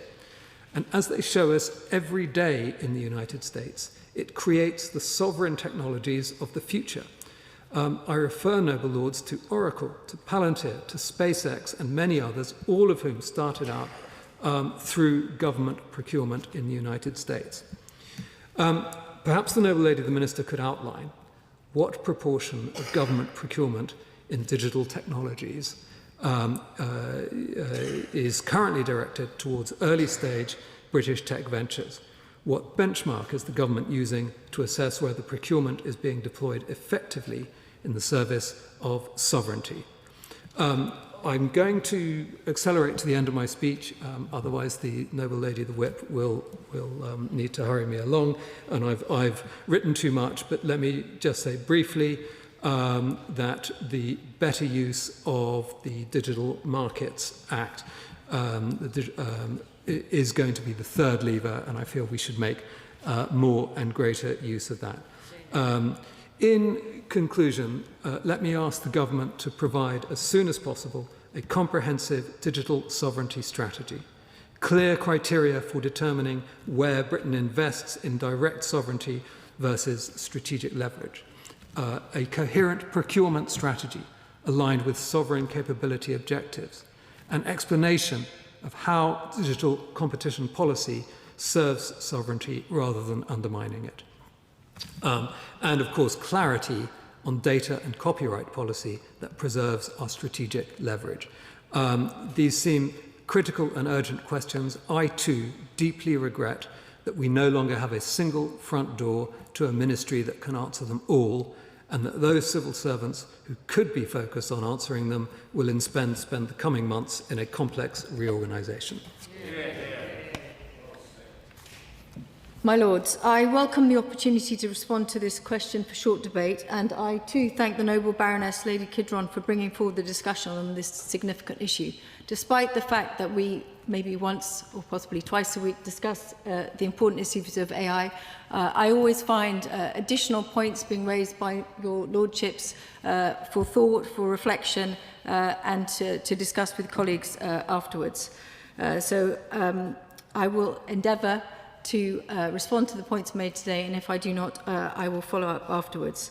I think just to respond immediately to the questions around the publication of a digital sovereignty strategy. We have heard this request from one of the committees and from your Lordships and are reflecting on it, but I cannot at this stage confirm that we'll be publishing such a strategy as proposed by a number of your Lordships today. This debate does indeed raise fundamental questions for our economy, our society and our national security, and how we ensure that the remarkable capabilities of modern technology work in the interests of society, support economic strength, protect citizens in the UK and around the world, and remain rooted in British values is incredibly important. As many of your noble Lordships have mentioned today, the UK has huge strengths, from subsea cable connectivity to telecoms companies investing and connecting citizens throughout the UK, our world-leading universities and incredible companies in space, in autonomous ships, in vehicles and in chips. And as the noble Lord Howell of Guildford reminded us, no more than ever, technologies are part of global supply chains that link the smartphones we use every day to critical minerals from all around the world. And the government is committed to ensuring the UK has the right balance between access to these best technologies global markets have to offer and ensuring our national growth, resilience and security. In respect of AI, as many interventions have made clear today, it is a small number of global firms that now underpin critical infrastructure, from cloud computing to advanced AI systems. In light of this, the government is focused on ensuring long-term resilience, security and control over critical systems. Our approach is to reduce overdependencies and increase resilience in key national strategic priorities. The UK believes the extraordinary complexity of critical technologies of the present and the future and the range of inputs needed to bring them to market means that it's unlikely that any single country could achieve independence, let alone dominance, across the entire supply chain. Therefore, there will be inevitable and essential interdependence hardwired into the tech stack. Lord Ranger of Northwood and others asked what our strategy is. It is not to dominate an entire technology. It is about developing world-leading research and industry in specific elements of the stack, ensuring that we have sufficient domestic capacity in key elements such as compute and a resilient, diversified set of relationships with allies to underpin reliable access to our wider supply chain needs. As part of this, in our Modern Industrial Strategies, Digital and Technologies Sector Plan, the government set out the plan to back 6 frontier technologies that drive growth and support UK's security and sovereignty, which are advanced connectivity technologies, AI, cybersecurity, engineering, biology, quantum, and semiconductors. As many noble lords, including Lord Vasey and Baroness Udin, highlighted, and indeed my noble friend Lord Drayson, we are also working to create the necessary conditions for innovative companies to grow and existing companies to adopt new technologies. The UK has a strong private capital ecosystem, the third largest in the world, but there is more that we can and should do to support companies to access the capital they need. That's why we're expanding the British Business Bank so high-growth tech firms can access the capital they need, doubling its annual investments to £2.5 billion and committing £5 billion to growth stage funds. As referenced by my noble friend Lord Drayson, the Pension Schemes Act will also drive consolidation in the pensions market and boost investment in UK PLC through the Mansion House commitments and new British Business Bank vehicles like the British Growth Partnership and VentureLink. So enabling pension funds to invest in scale in UK science and technology firms, supporting high-value jobs and innovation in the UK. And the UK has one of the fastest growing and competitive AI sectors in the world. UK AI firms raised $6 billion in investment in 2025, with estimated GVA among dedicated AI firms nearly doubling to $2.2 billion in 2024.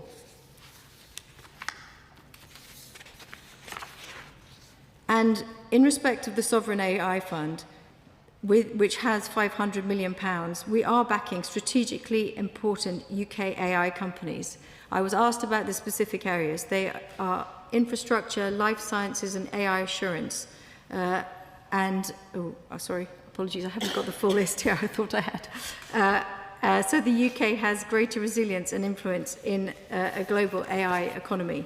But alongside that, to respond also to my noble friend Baroness Berger, there is £1 billion to expand the AI research resource 20 times by 2030, including £750 million for a new national supercomputer in Edinburgh, as well as the 5 AI growth zones and a £1.1 billion AI hardware plan, combining to make Britain an AI maker, not just an AI taker. And to respond to the points and questions raised by Baroness Kidron, Baroness Stoll of Beeston and the Noble Viscount Camrose, we are building non-language frontier models such as Ineffable, and we believe that the approach for language models can look different.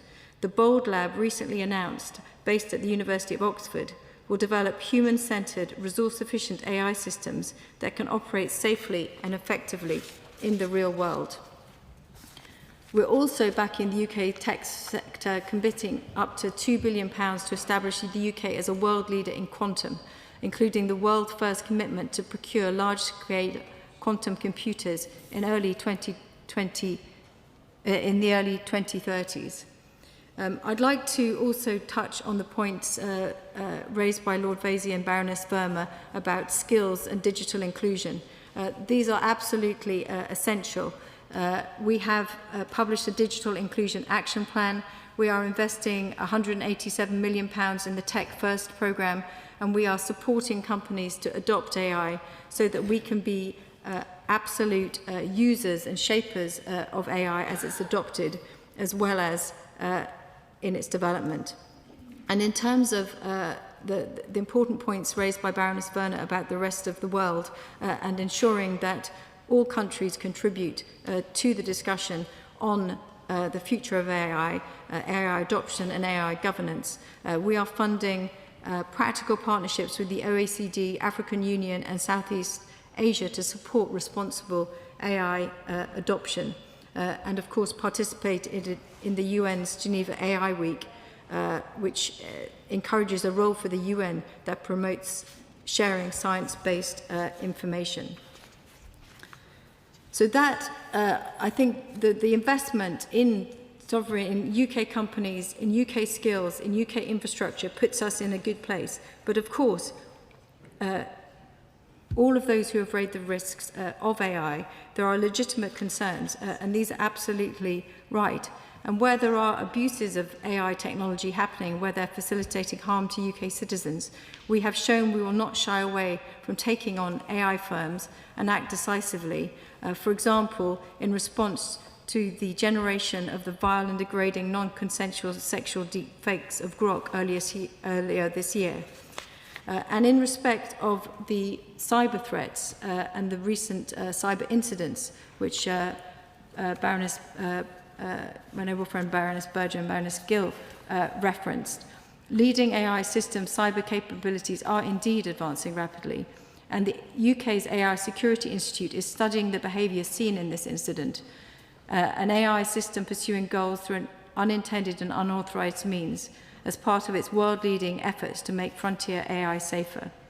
And as AI capabilities evolve, it's important that everyone steps up their cyber defences, and ministers have written to the UK businesses with clear, practical steps they can take to do so. And AC continues to work with all labs to better understand AI capabilities and improve safeguards. Many noble lords raised the importance of British values and British culture in shaping the development of our technologies and asked specific questions around where we are on copyright and our approach to copyright. In March, recognising that the previous proposals on copyright did not command widespread support, we set out a new way forward. We want creators to have greater control over how their work is used, and we will take steps to drive best practice on transparency and the use of mechanisms available to creatives to control their works online. We also recognise it's right that we value and protect human creativity by labelling content so it's clear whether it's been made by using AI to help inform people's choices, and we will be establishing a task force to put forward proposals for government on best practicing on labelling. To respond to the questions on that Baroness Kidron raised on public data sets and others, the government has launched a call for evidence on the marginal cost restriction of public sector data reuse, seeking views on whether charging for access to public sector data should be reformed to better support innovation, growth and public value. And that call for evidence explores whether the current approach to charging access to public sector data remains appropriate, including the potential impacts for greater cost recovery on data availability, reuse and investment. And many noble lords, including my noble friend Lord Moraes, asked about the government's strategy on data sovereignty. And the government's approach is to ensure that the UK has the right balance between access to the benefits of international data flows and carefully protecting both personal and non-personal data. This is underpinned by data protection law, UK security standards and international obligations.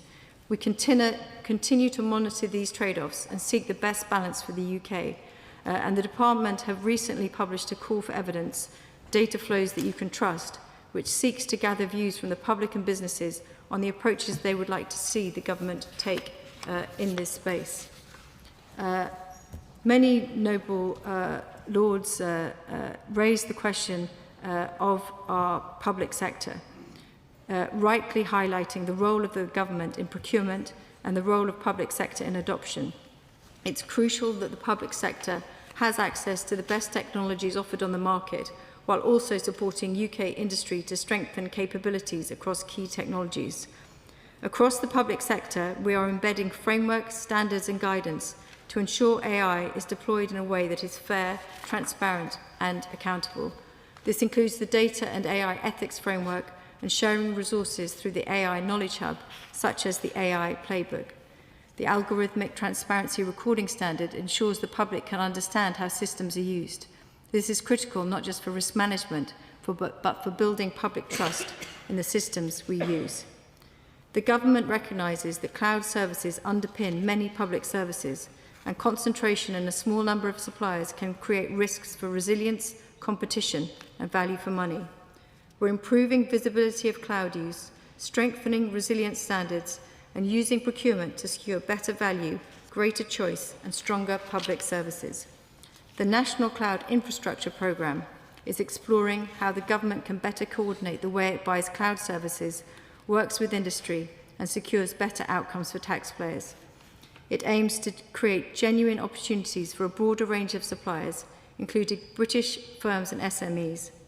The recently published Cloud Challenge book supports work to help the public sector act as a more coordinated customer at national scale.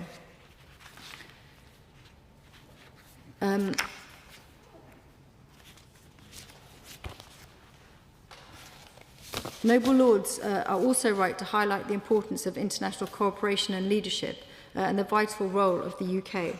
The UK's first digital standards strategy, released on the 17th of June, recognises the important role that digital standards play nationally and globally, from strengthening national security resilience to contributing to economic growth and the innovation behind technological development. We want to ensure that international standards development ecosystem remains effective, efficient and responsive, and the standards they develop reflects our society's values and interests and delivers market benefit. We will continue working strongly with the G7, the OECD and other multilateral partners to shape the future of governance and the adoption of AI globally. Noble Lords have also raised the centrality of technological developments for our war-fighting capability and in defence. The Defence Investment Plan sets out the programme of investment to support this in the UK, in particular to the points raised by a number of Noble Lords about its role in procurement and indeed in supporting novel technologies. And it is quite clearly set out the proportions of the Defence Investment Plan that will be allocated to novel technologies. I would also like to pay tribute to the Reverend Prelate, the Bishop of Oxford, for his work over the many years, and in particular my engagement with him in the preparation for the debate instigated by the Archbishop of Canterbury on AI and society.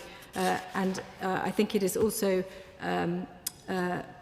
worth remarking to your Noble Lordships that I launched the OECD Policy Handbook only a few weeks ago, which was indeed, I think, part of the which was informed by the work of many of your Noble Lordships over many years. So that impact will continue onwards. I would like to just conclude by saying that the UK will not be a passive technology taker in this world. Our ambition is to shape how frontier technologies are built, trusted, deployed and governed, not looking inwards but outwards with others and on our terms. We will continue to collaborate closely with global partners in the multilateral system to maximise our reach, delivering UK tech priorities through the most suitable forms and scaling up achievements with our partners. We will continue to invest in infrastructure, digital skills and AI adoption for all. And for those of you who have not yet had the pleasure to meet the Minister Kanishka Narayan, whose seat will be at the Cabinet table, I think you will be pleased that he brings that clarity of focus and an extraordinary amount of energy to the role of bringing this together at the centre of government. And if we can seize this transformative opportunity of technology in a way that puts society first, benefits the citizens across the UK and globally, that prize for all of us is significant. My Lords, can I start by disappointing Lord Holmes by saying there will be no biopic about me, but that Oxford University are currently building a Baroness B chatbot that might help my productivity.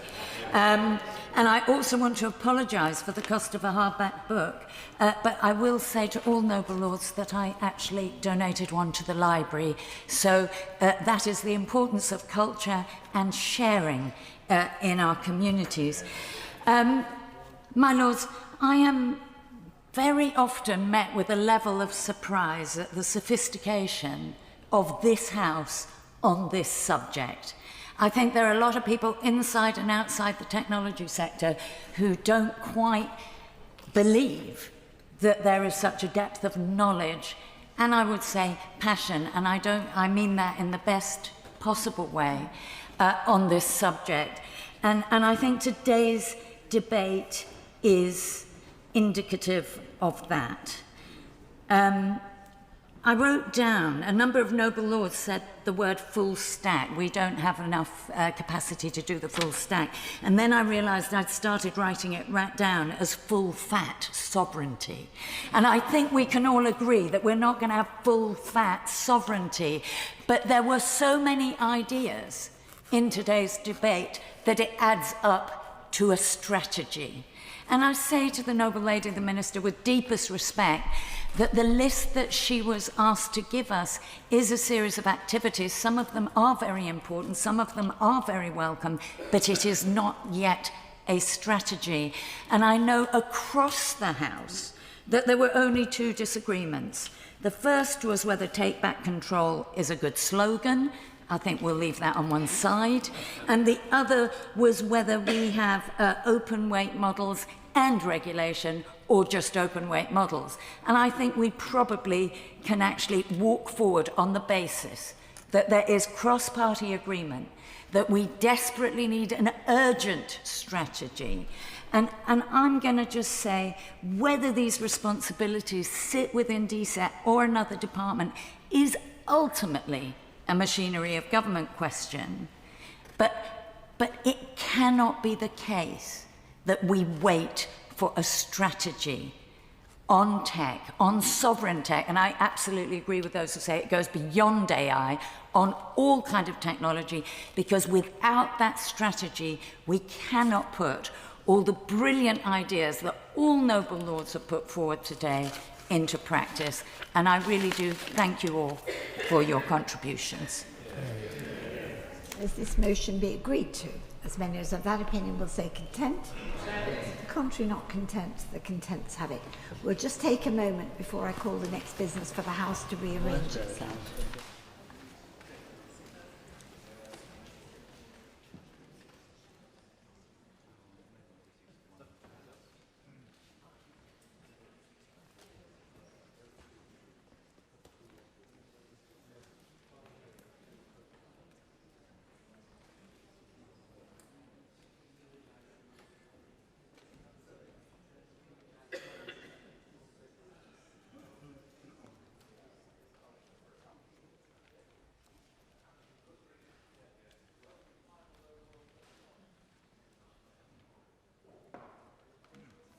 My Lords, question for short debate, reducing gambling harm among young people, Lord Foster of Bath. My Lords, may I begin by congratulating the noble lady, the Minister, on what appears to be yet more responsibilities that she's taking on. And I welcome this opportunity to debate with her what the government plans to do to reduce gambling harm among children and young people. And in doing so, I declare my interest as Chair of Peers to Gambling Reform. My Lords, we've long accepted a simple principle. Where there is clear evidence that commercial activity harms children, government have a duty to intervene, adopting a public health approach. And we've accepted that principle in relation to tobacco, to alcohol, and more recently to vapes. We're applying it to unhealthy food, to social media, to alcohol, and again, more recently, high caffeine energy drinks. The same should surely apply to gambling. Yes, my lords, of course it is illegal for children to gamble, but a very large number of them do so. So clearly we're not doing enough, despite the protection of children and young people being a core licensing objective in the ill-conceived 2005 Gambling Act. Now, last year, the Gambling Commission found that 59% of young people had taken part in some form of gambling in the previous year, that 30% had used their own money in doing so, and that 3 in 10 children see members of their own family gambling. But most worryingly of all, it found that some 80,000 children are suffering gambling harm. And in common parlance, 80,000 children are gambling addicts, and many thousands more are at risk of becoming so. We need to do more to catch up with the rapidly changing gambling landscape, because children today encounter gambling brands almost everywhere. They see gambling company sponsoring football shirts, stadiums, competitions. They watch televised sport with gambling promotions before, during and after the event. They receive gambling-related content through social media algorithms, see influencers promoting betting products. Many play games containing gambling-like features, such as loot boxes and social casinos that blur the line between gaming and gambling. This constant exposure matters because it normalizes gambling for children who are learning to see gambling as a routine part of sport, of entertainment, of gaming, and of online life. Dealing with all of this is a public health issue. And while the government isn't doing enough, many parts of local government are doing their best. Many councils have already banned gambling advertising on their premises, on their land, on their vehicles, and others have gone even further. Ahead, for instance, of the 2022 World Cup, one council launched its anti-gambling harms campaign, Odds Are They Win. It pointed to harmful industry practices having negative impact on people's, including children's, health and well-being, finances, work, relationships, and so on. And it made clear that whatever the gambling product, whoever the gambling operator, and whichever way you look at it, the odds are they win. And the council leader said, the main aim of the gambling operators is to maximise profits, and these profits are the result of customer losses, which particularly during a cost of living crisis risk having serious detrimental impact on people's lives. And he went on to say this: the review of the Gambling Act is now well overdue, and the government must take this opportunity to do more to protect our residents and people right across the country from the harmful practices of the gambling industry. My lords, that council leader was our new Prime Minister, Andy Burnham. So when she responds, I hope the noble lady, the Minister, will have her Prime Minister's words ringing in her ears.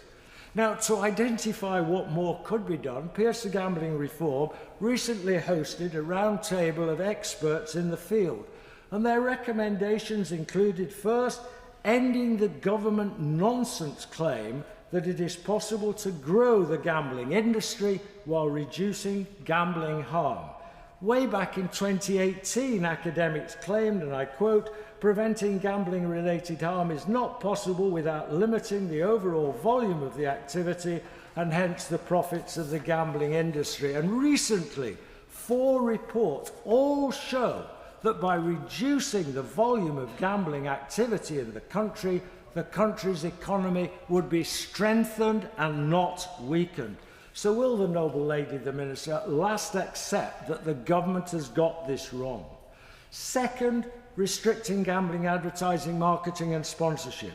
Now clearly, with 79% of children recalling gambling advertisements, current safeguards aren't working. I've even seen a computer game the other day with an age rating of 4+ containing gambling advertisements.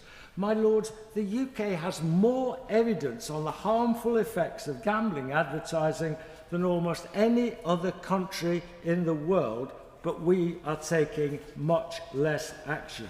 So does the Minister accept that reducing harm among children and young people requires reducing their exposure to gambling advertising? And so does she also agree with her Prime Minister, who said, for the sake of children and young people, it's time to take a stand and relegate gambling sponsorship of sport to the history books? My Lords, I entirely agree with the Prime Minister. Third, requiring greater accountability of digital platforms.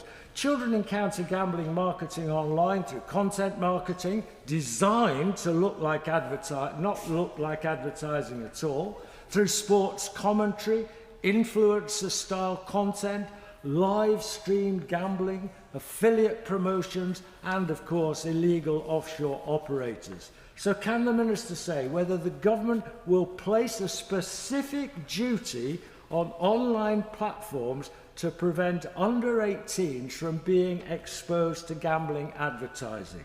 And fourth, addressing the convergence of gaming and gambling, loot boxes, skin gambling, crypto gambling, social casino games, esports links gambling are all areas where existing legal definitions and voluntary approaches are insufficient. There is clear evidence of a stable and consistent association between loot box use and problem gambling, with risks likely to be higher for children and young people. So will the government move beyond the failed industry self-regulation and bring loot boxes and gaming-like digital products within a stronger regulatory framework? My Lords, the Roundtable identified other recommendations such as greater protection for young adults who are more likely than older ones to experience gambling harm, and further development of the welcome introduction into the PHSE component of the school curriculum of a gambling element. But I believe that should be strengthened still further, and my noble friend Lord Addington will touch on this later. All need to be addressed as public health issues, and done so without the involvement of commercial interests of gambling companies. My Lords, future generations will not ask whether Parliament debated these issues.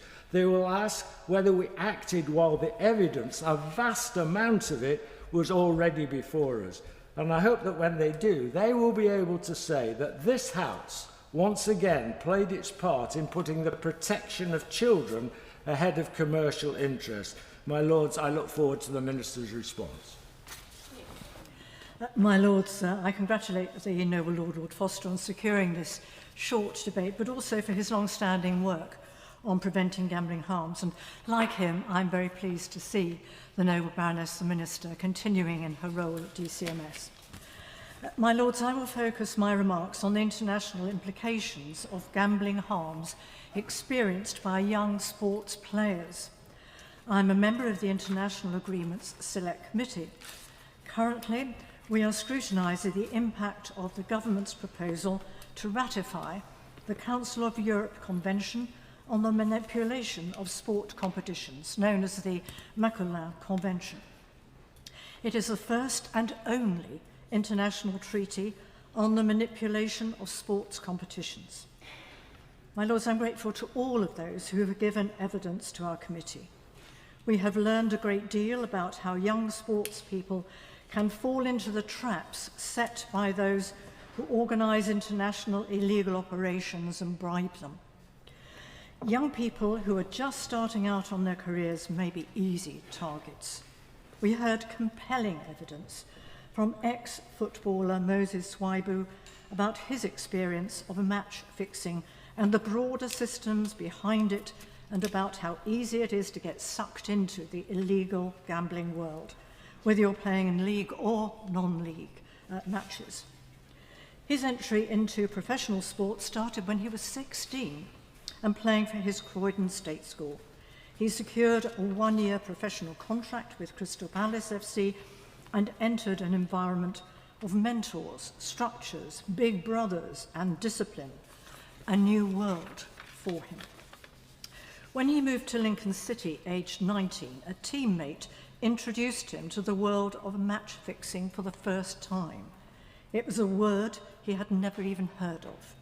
He knew it was morally wrong. He just wanted to play football. But he did not feel that he had the power or confidence to go to Chris Sutton, his first team manager, and say, the teammate who introduced me to match fixing is the captain. Fast forward to 2015, and Moses was sentenced to 16 months in prison for conspiracy to commit bribery following his role in a 2013 match-fixing scandal during his time at Bromley FC. The prosecution said that 2 Singaporean businessmen were the central figures in that conspiracy. Since his release from prison, Mr. Swaibu has devoted his career to combating match-fixing.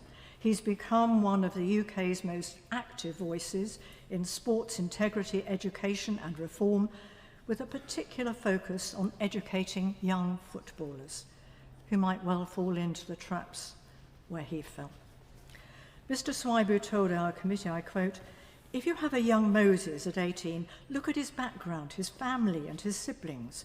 What were the influences around him that shaped this opportunity for crime and corruption?" My Lords, we were also given evidence by Dr. Madalena Diakono. She told us, and I quote her, "In the past 15, maybe 16 years, we have seen a tremendous increase in the infiltration of organised crime into match-fixing of a wide variety of sports, including esports. This is where the Macallan Convention comes in, because no single sports organisation or sports betting organisation can fight international organised crime syndicates. That is a job for law enforcement and international cooperation in this field, which is precisely what the Macallan Convention does." End of quote. My Lords, the UK signed the convention in 2018, but the government has only very recently brought it forward for ratification. So can the Noble Baroness Minister explain why there has been a delay in seeking to ratify that convention? I do understand that there may be good reasons for that, but what are they?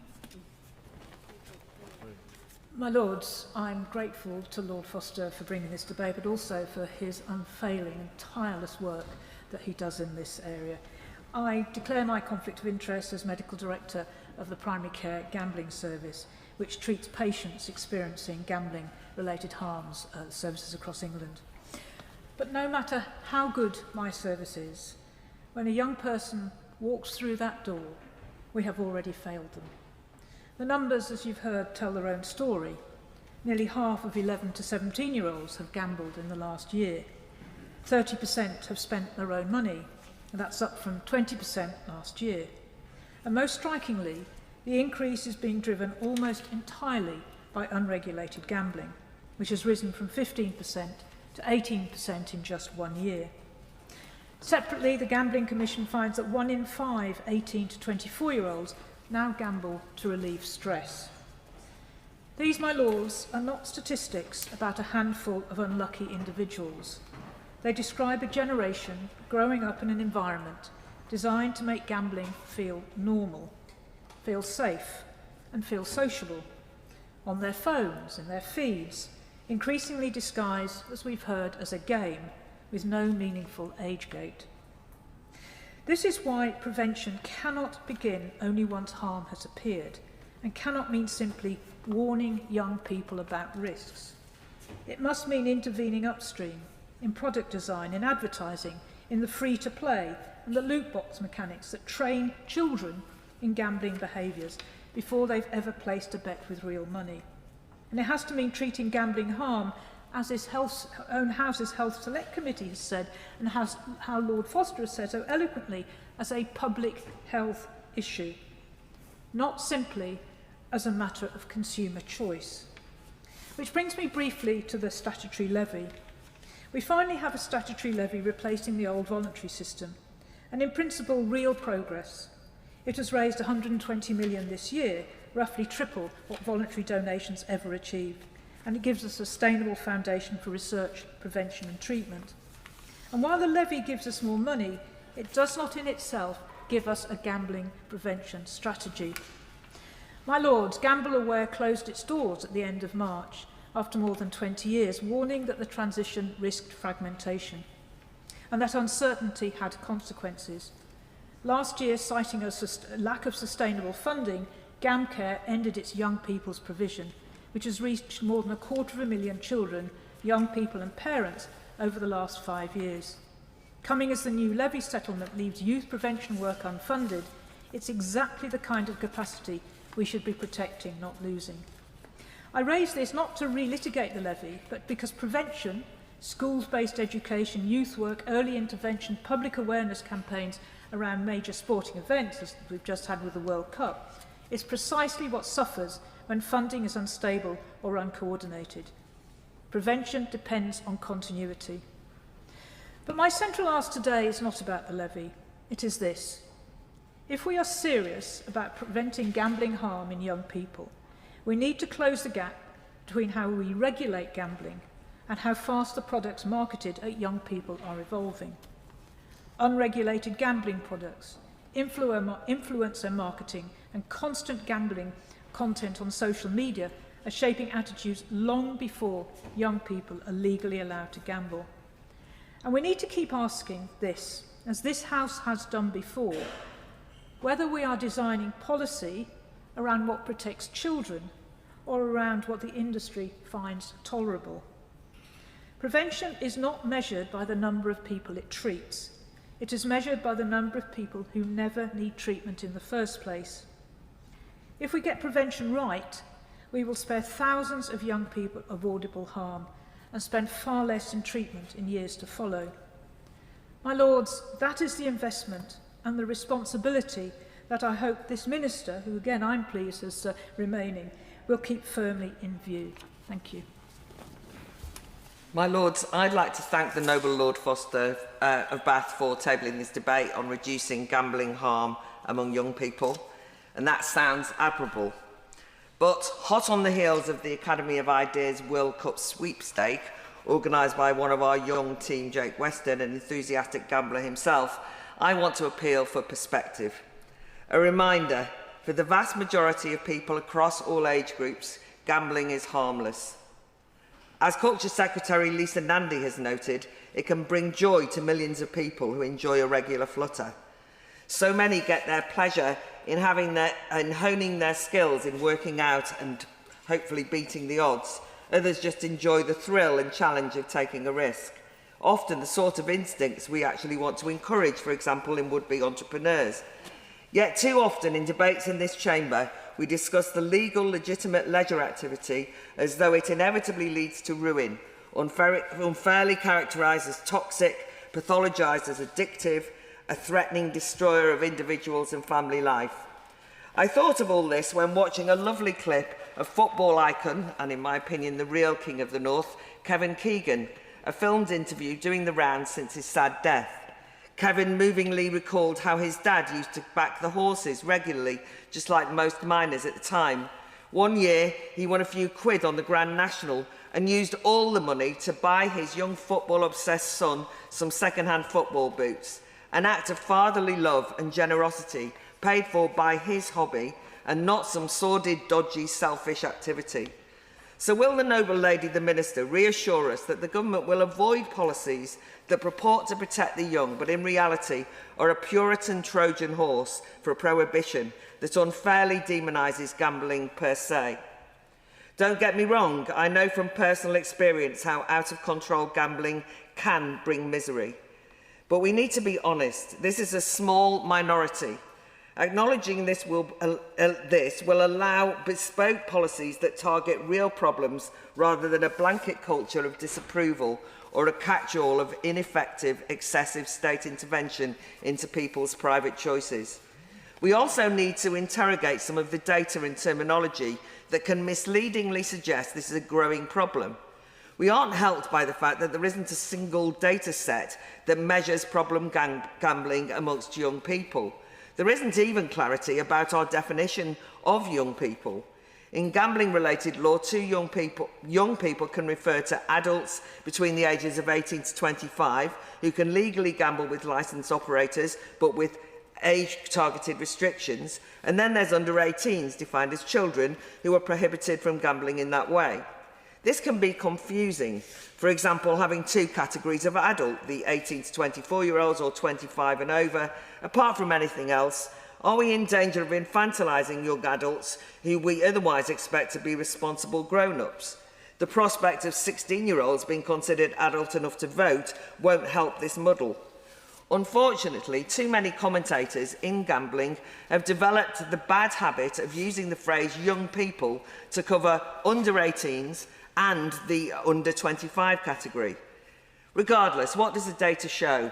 According to the NHS's Health Survey of England, confusingly using the age range 16 to 24, that shows that problem gambling rates fell from 1% in 2018 to 0.5% in 2024. So why is this age group a focus of special concern? Or are we really worried about gambling by children, especially when it's stated as fact that 80,000 children suffer from gambling harms? Except that that number, 80,000, is extrapolated from 25 children, yes, 25, who were classified as problem gamblers in the 2023 Young People's Gambling Survey of school children. To note, harm is classified to a hugely lower threshold than post-18s. So what's labelled harmful gambling and has been described as addiction here, for those 25 children should make us pause before we panic. 2/3 self-report playing amusement games like crane grab at seaside arcades. Shock horror. 1/2 are called problem gamblers because they place bets with friends and family. 40% for playing cards with mates and siblings, or occasionally buying lottery products such as scratch cards. And what constitutes illegal gambling for children is even more banal. If kids bet using pocket money or school lunch money, it's against the law, even if spent on forms of gambling that are legal.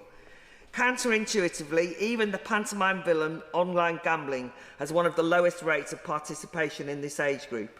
And so, as an antidote to those who are oversimplistic on the stats, these people who are gambling online, those children, is largely accessed by adult parents, allowing their children to use their online gambling account. To conclude, yes, let's tell the kids some home truths about the pitfalls of gambling, but don't let's scaremonger them, and don't let's scaremonger ourselves in this House. My Lords, may I join in congratulating the noble lady, the Minister, on her reappointment. We are discussing gambling harm among young people, but perhaps we should spare a thought to the trauma caused to ministers responsible for gambling policy, and I apologise if I'm about to add to it. My Lords, children, that is the under 18s, are prohibited from gambling.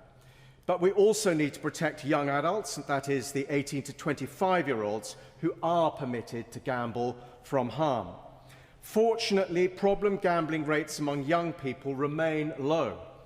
The problem gambling rate for 16 to 24-year-olds, according to the NHS Health Survey for England, fell from 1% in 2018 to 0.5% in 2024.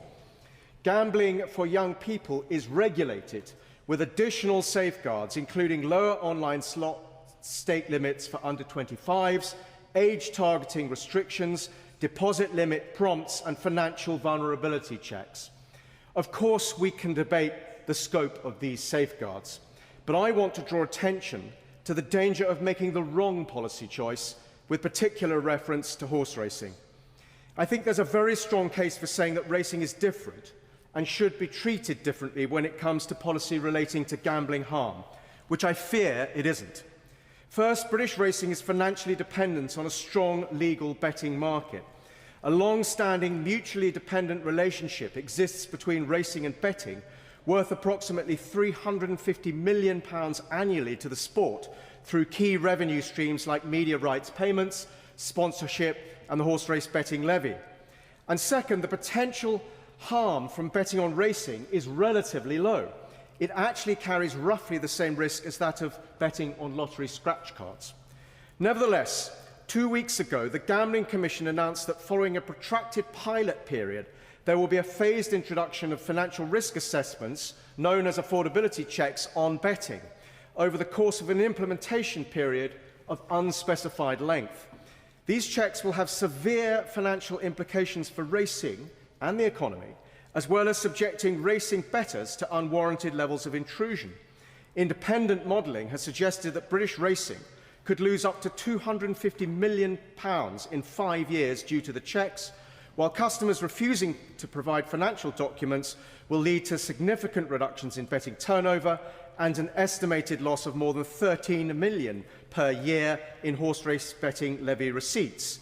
We were promised by the previous government that the checks would only be introduced if they were fully frictionless, but the checks have been proven by the Gambling Commission's own pilot not to be so.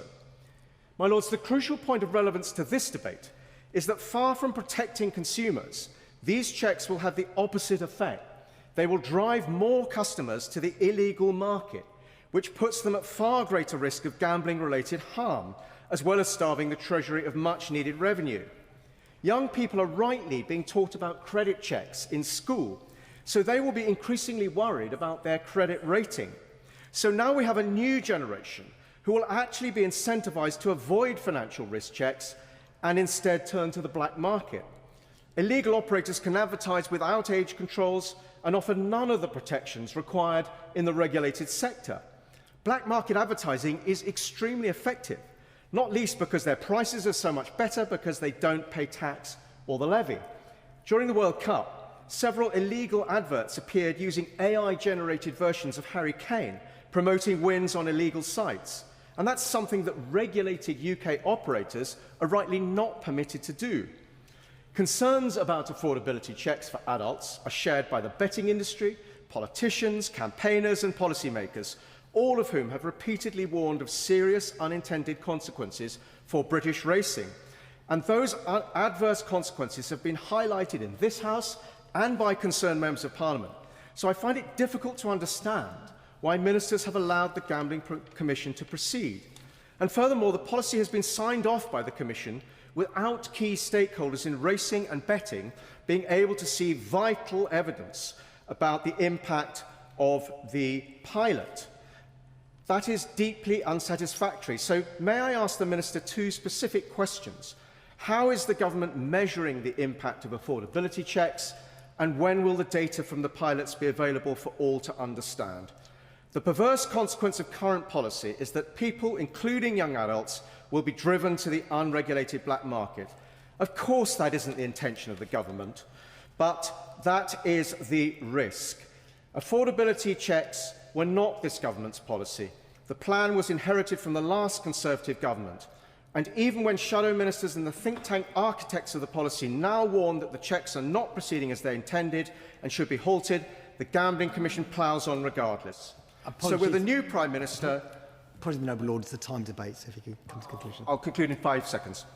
And new priorities, I would respectfully suggest that this would be a good time to recalibrate a misguided and ill-targeted policy, give clear direction to the Gambling Commission and focus on the real issue here, which is problematic and harmful gambling in other areas. My Lord, in following the Noble Lord, Lord Herbert, I just feel like putting on the record that the Green Party very much supports the affordability checks that the government's planning to introduce. We have an awful lot of money sloshing around in the UK economy in all sorts of areas, and keeping a closer check on it is clearly a very good idea. And I should perhaps declare an interest in that tomorrow I will be speaking at a protest on the 100th anniversary of the first official greyhound race, calling for the ban on greyhound racing in England, to follow that in Scotland and Wales. I begin by declaring my position as a member of Peers for Gambling Reform and thanking our formidable leader, Noble Lord Foster of Bath, for securing this debate, and to echo his comments, hoping that the ill-conceived Gambling Act of 2005, that our new Prime Minister might act at scale to reverse many of its disastrous impacts. But we're focused today on children, and like many Noble Lords, I'm drawing on the report from the Young People in Gambling 2025 report from the Gambling Commission, and particularly looking at advertising. And essentially half of young people, and here I'm talking about children under 18s, are exposed to gambling-related adverts weekly, and boys more likely than girls because of the very strong sporting link, which has been closely identified. They also see a huge amount of exposure to social media personalities promoting gambling. And another report out last year from Gamble Aware, children as young as 11 reporting regularly that they're tempted to try betting after being flooded on their social media feeds, on the apps, by celebrities and sports stars promoting gambling. As the Noble Lady Baroness Dorada said, this is avoidable harm to which we are subjecting our young people. And I want to go to the young people themselves, because that Gamble Aware study found that nearly 4 in 5 children said nobody under the age of 18 should be exposed to gambling adverts. Now, we often hear about how we should listen to the people affected. Let's listen to the young people who are saying, stop exposing us to this, which we know is harmful, and we also know is very seductive. And that's the reality. And on that line, I want to go to something that's absolutely directed at young people. Anyone who's got a young person in their life will probably be aware of Roblox, hugely popular gaming. And I have to credit Sky News here, and particularly reporter Mickey Carroll and colleagues, who've demonstrated again and again how much illegal casinos are advertising on Roblox to children. Now, after that group of journalists did a report in 2024, some of those illegal casinos were actually shut down. Roblox Corporation, with its capitalisation today of $40 billion US dollars, 2,400 staff, shut down some of those casinos. But just in May, the reporter found an email in their inbox. Blox Flip is back. This is an illegal casino operating on this children's gaming platform. Emailed her, because she'd signed up to research it, to say it's now back and you can play here. Now, many of these illegal casinos, yes, they have a geo-block. So theoretically, you're not able to access them from the UK. Well, the noble lords in this debate, I'm sure most of them don't need to be reminded about VPNs. But should any of the children happen to not know about VPNs, you can find on all the chat platforms the casino operators helpfully telling anyone how they can get around geo-blocks by using VPNs. Now, I've based that on the research, I've based that on media reports, but I'm going to finally go to the words, a cry from the heart, from a woman who's a mother of 2 children, including a 10-year-old called George, who is autistic and has ADHD. And this ties to the point made by the Noble Lord Foster about the convergence of gambling practices and gaming practices. This mother reflects on how randomised rewards, rare item drops, daily login streaks, limited time events and constant prompts to return use many of the same behavioural principles as gambling. And one final story. I asked Labour Lords to imagine this. There was a reward that was only available if you played on Christmas Day. And this mother talks about Christmas Day being a war zone, as in her family, as a result of that. My Lords, I commend the noble Baroness Bennett, because I see she's speaking in all 3 debates today. And I too congratulate the Minister on her additional appointment. And I congratulate the noble Lord Foster on securing this debate. He's identified a problem that requires government action. However, action by government alone is not sufficient.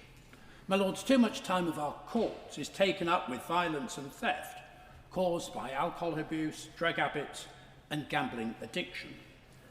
The problems are not unrelated. Public Health England's 2021 report on gambling harms found a clear link between alcohol consumption and harmful gambling, with 35% of non-drinkers participating in gambling compared with 74% of those who drank 50+ units of alcohol per week. In terms of problem gambling, court appearances are the tip of the iceberg. As we've heard, the extent to which it affects young people is apparent in terms of the figures. Online marketing is a particular problem, given that it is inherently skewed towards young people. They are susceptible, given that studies show that they do not fully understand how odds work, adopting simplistic views of risk. One study found that among children who gamble, the most common reason for doing so is because it is fun. Once hooked, we know the problems in terms of psychological distress. Young people in the 18 to 24 age range who experience problem gambling are around 50% more likely than average to be experiencing high psychological stress and low mental health well-being, and are over 5 times more likely to be at high risk of suicide. The problem is getting more severe as young people rely increasingly on social media and have difficulty distinguishing advertising from independent comment. One study found that most 11 to 17-year-olds have seen or heard gambling advertising through online platforms, with such platforms rarely including visible risk warnings or transparent disclosure. I should add I wasn't surprised that one survey found that certain adverts for safer gambling make the viewers want to gamble more. There's a problem especially with unlicensed gambling sites and with influencers, a rather benign term for what are manipulators, who advertise gambling-related content. The problem is not confined to online betting. One study found that of 11 to 15-year-olds who reported gambling, 8% had been to a betting shop. As the briefing paper from the library reveals, of 11 to 17-year-olds who had experienced gambling, more than a third had played arcade gaming machines. My Lords, this is an issue for government. I don't share the government's somewhat rosy view of the robustness of the current statutory and voluntary framework. We need much tougher controls. I concur with the recommendations of the various parliamentary bodies adumbrated in the excellent library briefing. My view is that we need to go further and give more powers to local authorities to regulate casinos, clubs and bookmakers. I appreciate that a task force addressing illegal gambling has been established and that a consultation is underway. However, it will be helpful if the Minister can tell us what is being done to tackle what is known as skins betting. I know the government are aware of the issue, and what plans they have to ensure that gambling ads emphasise the dangers of gambling. Children, as we've heard, in particular, need educating as to the dangers.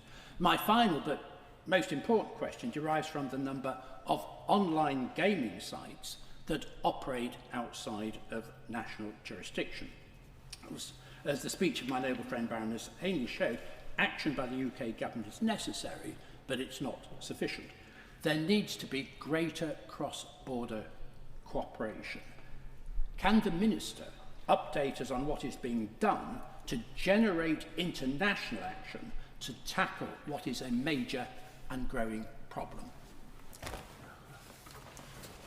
My Lords, thank my noble friend Lord Foster for bringing this subject in front of us, and it's a difficult one, and we all know why it's a difficult one, because if you are taking money out of somebody's pocket for gambling, it is not there for other subjects, and it can become an addiction and it can destroy their life.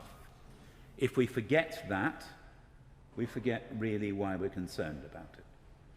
We then have the secondary point, but very important point, raised by the noble Baroness Ainley. Here, the fact that sport is actually potentially threatened and destroyed by the use of gambling coming in and stopping it. The whole essence of sport is threatened. The World Cup could have been made an irrelevance by a betting conspiracy. All that excitement, all that adrenaline, all that bringing together, all that positiveness could have been ruined by one betting scandal there. Cricket came close at one point, and a huge amount of energy. Indeed, even racing. Racing is the most experienced bit of this. I live in the village of Lambourne. The amount of energy that goes into stopping illegal interference through gambling in racing is massive and has gone on for a long time. And indeed, I know people who have been involved in this and involved in the police, involved in accusations going through, hopefully all coming out on the right side of the law, or at least that's the ones I've met. My lords, but it is there. It is something which actually can pervert that thing. If we take that into account, what are we doing to stop betting behaviour becoming endemic and effectively uncontrolled in the young? That is really the question we are asking ourselves here. And I think we only had one voice that thought it's not a problem, but the Baroness Fox is used to being by herself. So, my lords, I would actually just say, what are we doing to really get in? Now, PHSE going down gambling or whether, do we do enough in other bits? I know it is, I have often guarded against this, and when it comes to education, are we getting down to teach people that, you know, roulette table, it's not that you'll win big once in a while going round. The odds are always pretty bad that you will win on every single turn. That's why it's there. The way that gambling is there because somebody expects to make money from you. And normally does, that's why they're still there. This is something which I don't think we get across enough. There is a difference between somebody playing cards for a few pennies, but then suddenly realizing, oh, I'm going to lose if I play against somebody else, to somebody going to one of these big organized sites which are always at your pocket, always being told you might win big, but we know you won't the vast majority of times. That's why they're doing it. Saying to you, yes, here's a gambling list that gives you a small buzz, but will take your money off you consistently. Kevin Keegan's father may have won big to give him football boots. One wonders if he didn't actually bet on the horses regularly, he might have got new ones earlier. My lords, we've got to make sure that we actually get what the damage is, that information into the young and into their parents as well. If we are going to these formats, these new formats, which there are age barriers over, people do not understand them. Are we making sure that people understand there are inherent dangers there? I think my noble friend and myself is talking about loot boxes very often. And I have met very distinguished games designers who think they destroy the essence of many of the challenging and more complicated games out there. Ones with some intellectual content. Because you're always being guaranteed, buy some money and you might get the thing you need to carry on with your activity. But you probably won't, so you better buy a few more. And then you have lots of wasted product. But it's the essence there. What is the government doing to inform those involved and those who are at risk and those who influence them that this activity is going to take money off you and give it to somebody else? No matter what the buzz is, that's the answer. That's the answer. And unless we get that established, my lords, we are going to miss the essence of it, because that's what it's about, that's why it happens. My Lords, I thank the Noble Lord, Lord Foster of Bath, for this very important debate. I also welcome the Noble Baroness back to her place. Firstly, it is important to define what is meant by young people. Those under the age of 18 are classed as children. And despite the government's incoherence on this in other policy areas, gambling remains prohibited for children. Those adults aged 18 to 25, on the other hand, are free to, but with additional safeguards such as financial vulnerability checks, deposit limit prompts and other age-targeted restrictions. The previous government was proactive in tackling issues related to gambling. In 2019, a gambling clinic for those aged 13 to 25 was introduced as part of the NHS long-term plan. We published a review of the Gambling Act 2005 in December 2020 to assess whether it provided the right balance In 2023, the Gambling White Paper sought to strengthen protections for children and young adults significantly, including the statutory levy and stake limits on online slots. That is not to say there are no longer any problems. Over 16% of calls to Game Centre's National Gambling Helpline came from those aged 18 to 25. Technology is constantly evolving and cooperation with the sector is crucial.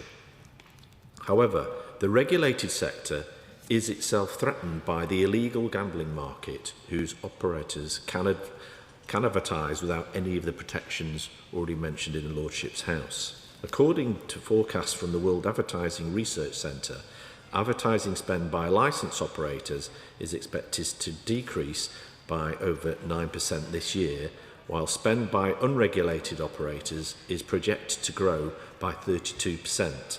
By 2028, this could mean illegal firms will account for the majority of gambling advertising spend. That is why any government action to tackle the issues must be thought through. A strong legal betting market can also provide notable benefits. For example, accumulating spend by betting companies in horse racing is around 20 million on direct sponsorship and 165 million on marketing. Media rights, sponsorship and the horse race betting levy together contribute about 350 million every year to British horse racing. We therefore do not want to drive more gambling activity into the illegal market and negatively impact other industries and legal sports. The Gambling Commission found a 3% increase in the number of 11 to 17-year-olds participating in unregulated gambling between 2024 and 2025. This can just be a bet between friends, but children can also be targeted with advertisements via social media. We on these benches have argued for a social media ban for under 16s, which would remove children's exposure to advertisements from unregulated sites. I would appreciate it if the Noble Baroness, the Minister, could give us an update on the government's progress in finally implementing a social media ban. In addition, will the funds raised by the statutory levy, which came into force last year, be used for an evidence-based response to the issues raised by Noble Lords here today? What other steps is the government taking to crack down on the black market? I am grateful for the valuable insights of Noble Lords to this debate, and I look forward to the Noble Baroness, the Minister's response. My Lords, this has been an important debate, and I thank the Noble Lord, Lord Foster of Bath, for securing it, and all Noble Lords who took part, and thank you as well for the kind words from Noble Lords from across your Lordship's House. Let me be clear, this government is fully committed to ensuring that the protections are robust to shield children and young people from gambling-related harm. Over the past 2 years, important progress has been made to strengthen protections to reduce the risk of gambling-related harm for young people. In response to the Noble Lord, Lord Herbert of South Downs, and the Noble Lady Baroness Fox, and I hope what all Noble Lords would support, we will always follow the evidence on policy-making process in this area. My Lords, we know that the digital world moves faster than traditional regulation, and this is why we've introduced a £2 online slot stake limit for 18 to 24-year-olds, a target intervention aimed at young people who are particularly vulnerable to unaffordable losses. And as the Noble Lady Baroness Bennett of Manor Castle said, harmful gambling appears higher among boys and young men. The Noble Lord, Lord Evans of Rayno, asked about age and definition of age. I think we're clear on what categorises children and young people within gambling policy, but I'm happy to discuss that with him if he thinks we haven't got it clear enough. In the land-based sector, we've rolled out Think 25, replacing Think 21, and we believe this will minimise underage in-person betting for children, which has remained about 1% since the introduction. We also recently consulted on raising the statutory age limit for Category D cash-out slot-style machines from 16 to 18. Legislation will build on the sector's voluntary commitment to ensure that land-based venues further protect children and young people from gambling-related harm. A response to this consultation will be published in due course. A number of Noble Lords, including the Noble Lord Lord Foster, spoke about the impact and potential impact of advertising on children and young people. The government recognises these concerns, and that is why we have existing robust protections in place to ensure advertising does not exacerbate harm among children and young people. The ASA requires that online operators use all available tools to exclude under 18s and vulnerable groups from advertising exposure, and since October 2025 has prohibited influencers, which I hope will be music to the noble Lord Norton of Louth's ears, has prohibited influencers with over 100,000 under 18 followers from promoting gambling to ensure it's not marketed as a risk-free lifestyle choice.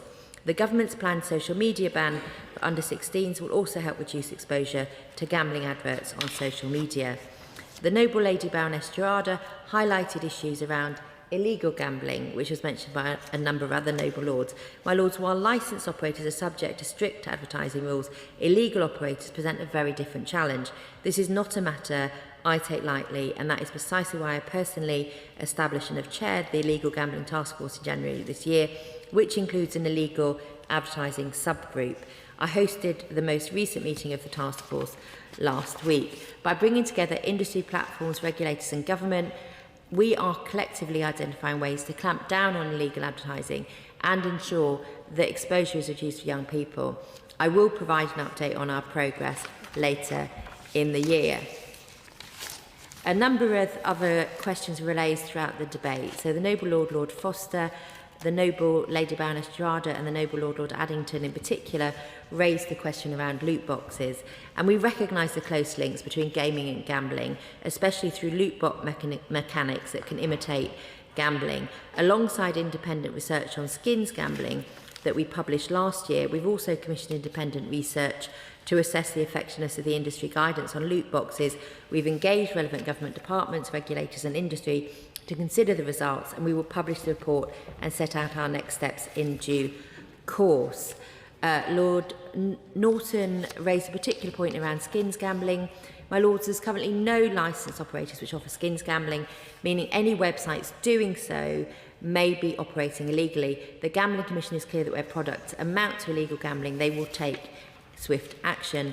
The Noble Lord Evans of Raynow and the Noble Lady Baroness Gerarda talked a little bit about evolving products, and I absolutely recognise that this is fast moving.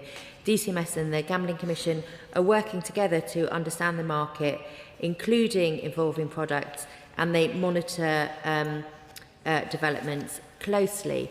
The Noble Lord Norton and the Noble Lord Addington raised how children might be taught about odds at school, or sort of the education in school. And since 2020, children have been taught about the risks relating to gambling as part of the relationship, sex and health curriculum. The Gambling Commission also publishes an annual survey on children's exposure to and involvement in all types of gambling to help us monitor gambling-related harm. The Noble Lady Baroness Annalie of St John's asked about what progress is made in ratifying the Macklin Convention. I'm delighted to say we are making progress with the ratification of the Macklin Convention on the manipulation of sports competitions. The explanatory memorandum laid by FCDO is undergoing scrutiny in the House with the Lords International Committee. Ratifying the convention will demonstrate UK leadership and our commitment to working with international colleagues to tackle match fixing.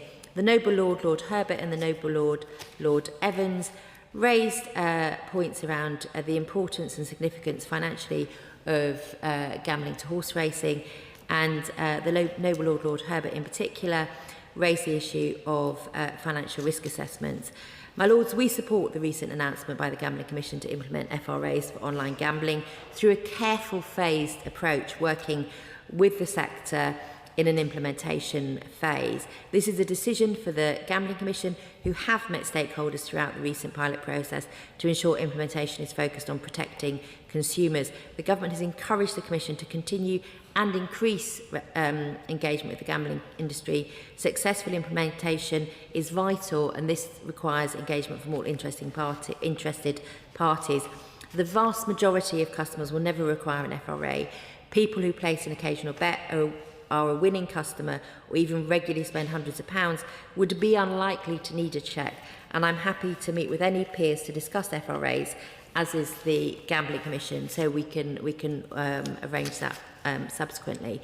The Noble Lord Herbert also talked about publishing data and then measuring the impact of FRAs. The government will work with the Gambling Commission to ensure successful implementation. There will be a significant implementation phase which will involve key stakeholders, including the horse racing sector and operators through implementation groups. And I will raise the point about what data can be released again with the Gambling Commission, and where they can, we're encouraging them to do so. The Noble Lady Baroness Fox of Buckley raised really important points about how we need to be proportionate in our response to gambling. And I want to reassure the Noble Lady that we do understand the importance of striking the right balance between acting on problem gambling or harmful gambling and ensuring there aren't unintended consequences for those who do enjoy a casual bet and don't suffer gambling harm. And as I said earlier, we're absolutely determined that we follow the evidence in how we implement gambling-related policies. I'd like to once more thank the Noble Lord Foster for bringing this important debate before your Lordship's House, and I thank all Noble Lords for their thoughtful contributions. Today's debate has demonstrated our shared determination to protect children and young people from gambling-related harm. We have built a strong foundation over these past 2 years to ensure those most at risk, including young people, are protected from gambling harm. We've committed to reviewing a range of selected policy measures through the Gambling Act review evaluation to ensure they had the intended impact. We also look forward to any future evaluations to understand the impact of our measures and inform future policy making. We will continue to work closely with the Gambling Commission, industry and health and education partners to keep pace with emerging risks and do everything we can to protect children and young people from gambling harms. My Lords, we might take a moment for Noble Lords to leave the chamber quietly and quickly.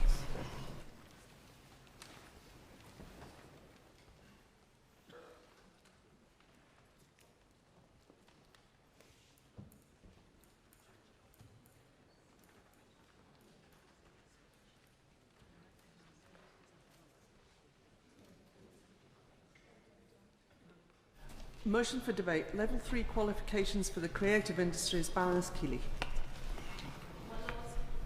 To open this debate on the important role of current Level 3 qualifications for the creative industries and the potential impact of their replacement with T levels and V levels. While this debate affects the wider creative industries, I will also focus on music education and on the Brit School as case studies to draw out the current strengths and some of the risks of the government's reform proposals. And I would like to thank UK Music and the Musicians Union for their support with the briefing for this debate, and also the Brit School, the University of the Arts London, Rock School, RSL Award, ISM and BPI for briefings. Now at its heart, this debate is about whether replacing large numbers of existing Level 3 qualifications such as extended diplomas and BTEC nationals will improve quality and clarity, or will it reduce choice for learners and remove proven pathways that currently enable many young people to succeed. This issue has been a source of concern across the creative sector and among awarding bodies, including the University of the Arts London, since the reforms to post-16 education were first proposed by the 2019 Conservative government. Those reforms sought to simplify Level 3 qualifications around A-levels and T-levels, and removing public funding from qualifications deemed to overlap with them. However, campaigners argued that this risked removing successful applied qualifications which serve different learners and different purposes. It was therefore right that the Labour government reviewed these reforms in 2024. And my noble friend the Minister, writing about that review in FE Week in September 2024, said, "Where the review identifies the balance of learner and employer needs within a sector requires Level 3 qualifications other than T-levels and A-levels, we will maintain the relevant qualifications. This may well be in areas that overlap with T-levels, which is a change from the approach from the previous government. For creative subjects, and music in particular, that principle is essential. However, in October 2025, the government's white paper on post-16 education proposed the introduction of V levels and T levels to replace many existing qualifications. So I feel it's important in this debate we consider the potential implications for the creative industries before any more work is done to make changes. The UK music industry is one of our great success stories. It generates £8 billion a year for the economy, it supports 220,000 jobs across the country and projects British culture around the world. Yet every performer, producer, composer, sound engineer, technician and educator begins somewhere. If we weaken the educational pathways into music, we weaken the future workforce of the sector itself. And music education is not simply about producing future music professionals. It equips young people with creativity, confidence, resilience and the skills of collaboration. And it improves well-being and delivers significant cultural and social benefits. Now, the music industry has concerns about the proposed reforms, and reflecting these concerns, I will argue for 4 specific adjustments to the government's proposals. First, be willing to keep existing successful vocational level 3 qualifications. Second, work with industry and educators to develop larger V levels that meet the needs of the creative industries. Third, consider whether the T-level model can work to address the technical skills needed in the music sector. And work with industry and educators to develop music T-levels that are appropriate for the sector. Fourth, take urgent action to address the decline in A-level music. First, the case for retaining existing level 3 qualifications. At present, V levels are a blank slate. They could become successful qualifications if they build on the strengths of established qualifications. But until that happens, it is vital that successful applied general qualifications, including extended diplomas, remain available. And that's particularly important because the numbers taking vocational music qualifications are growing at a time when GCSE and A-level music entries have been declining.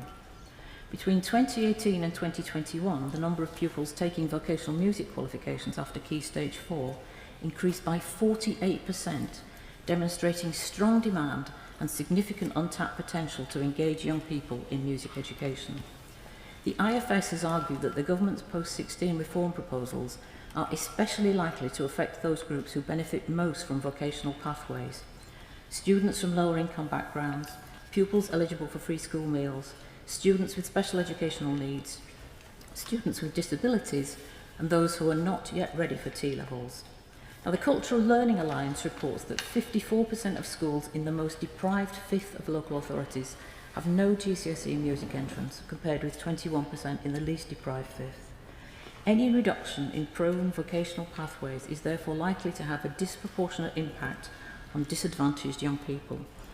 Successful institutions such as the Brit School rely heavily on qualifications like the UAL Level 3 Extended Diploma. So there remains no clear like-for-like replacement, and that's putting proven pathways at risk. Now, the value of these pathways can be seen in the achievement of Brit School alumni, including Amy Winehouse, Ray, Olivia Dean, Jessie J, and Katie Melua. Over 30 years, the Brit School has shown how specialist vocational education can transform opportunity. In 2025, 98% of its students progress to higher education, apprenticeships, employment, or further training. The Brit School warns that if future qualifications move away from the characteristics that have made vocational creative education successful, accessibility, depth of learning, and authentic assessment, there's a real risk of narrowing the pipeline of talent entering what is one of the UK's fastest growing sectors. So can my noble friend the Minister therefore clarify if she will look again at retaining current existing creative sector level 3 qualifications? Now, if some existing qualifications are ultimately replaced, it is essential that any replacement can serve the same function. The proposed model of small V levels, equivalent in size to a single A level, is seen as unlikely to equip students sufficiently for further study or skilled employment in music and the performing arts. Progression within music, the performing arts and other creative industries requires learners to build a portfolio of creative, technical and professional skills over time. Applied level 3 programs equivalent to 3 A levels are particularly well suited to supporting that progression. The proposed focus on V levels risks dismantling established 2-year programs, including the UAL and RSL extended diplomas, which currently provide successful progression routes into higher education and skilled employment. And in specialist areas like music performance or music technology, there's a fear that learners could be left without a coherent programme of study. There are also concerns about whether campuses delivering a broad range of subjects at single V level may lack the specialist facilities such as recording studios, rehearsal spaces, and music technology equipment essential to high quality music performance, composition, and music tech courses. So I hope my noble friend the Minister can tell me whether the government will actively consider the larger V levels, equivalent in size to current extended diplomas, for specialist creative subjects, as recommended by the Becky Francis Review.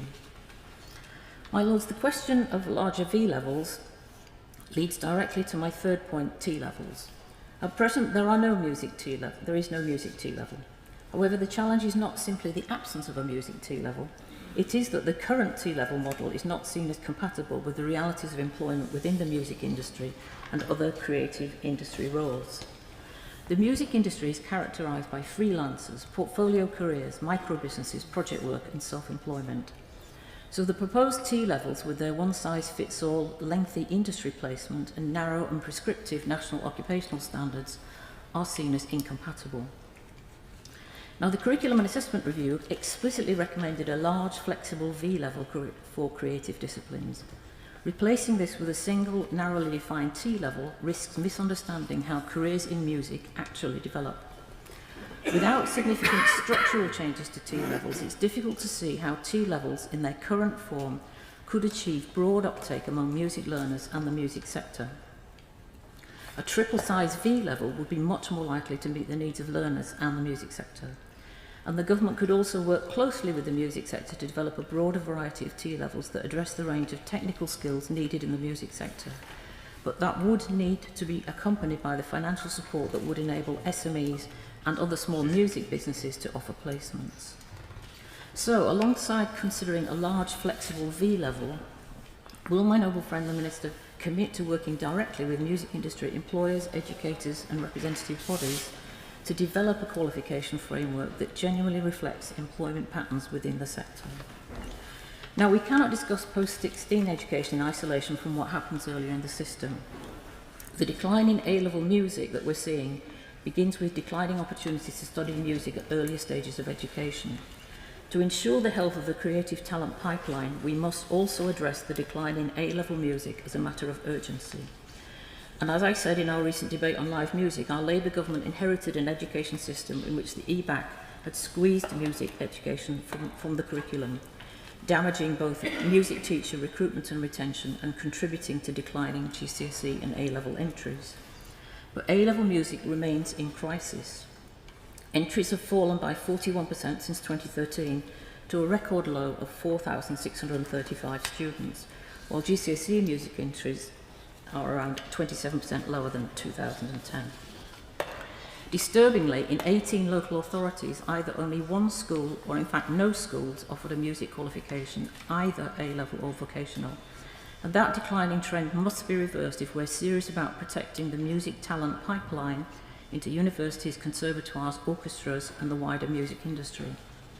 Now, the government's planned reforms to EBAC and Progress 8 should help strengthen arts provision and encourage greater uptake. However, reversing the cumulative effects of many years of curriculum narrowing and funding pressures will require additional action, and that should include reforming A-level music in close collaboration with the music sector, broadening the syllabus to reflect the diversity of musical traditions shaping contemporary British music, including black music, completing the current GCSE music review in partnership with the sector, and investing in the music education workforce by improving recruitment and increasing teacher training incentives. Finally, expanding access to music making opportunities in and beyond school for children from lower income families. Because as I've said, the case for music education extends beyond the needs of the creative industries. Academic research has consistently demonstrated its benefits for cognitive development, the acquisition of adaptive and collaborative skills and mental health. Research by Making Music and the Association of British Orchestras found that most adults who received music education or learned an instrument at school credit it with providing vital skills that have supported their careers regardless of sector. And as we heard on Monday, my noble friend, the Minister, actually did progress with both the piano and the cello, so she'll understand the skills that she acquired. Studies also suggest that pupils who continue learning music throughout school tend to achieve higher academic outcomes than their peers. And public support for music education is strong. Research commissioned by UK Music found that more than half of parents whose children learn an instrument believe it enhances creativity, confidence, perseverance and resilience. And these educational and social benefits should be considered alongside the economic value of music education when decisions are being made about future qualifications. My Lords, this debate is fundamentally about talent, opportunity and growth. The United Kingdom's creative industries are admired throughout the world, but their future success is not guaranteed. It depends on the choices we make now about education and skills. The question before us is not whether reform is needed, but whether reform expands opportunity or narrows it. And my concern is that unless government builds on what already works, some of the most successful pathways into our creative industries may be lost. Existing Level 3 creative qualifications have enabled thousands of young people, including many from disadvantaged backgrounds, to progress into higher education, skilled employment and successful careers in the creative industries. And unless suitable alternatives exist and are shown to work, those pathways should be protected.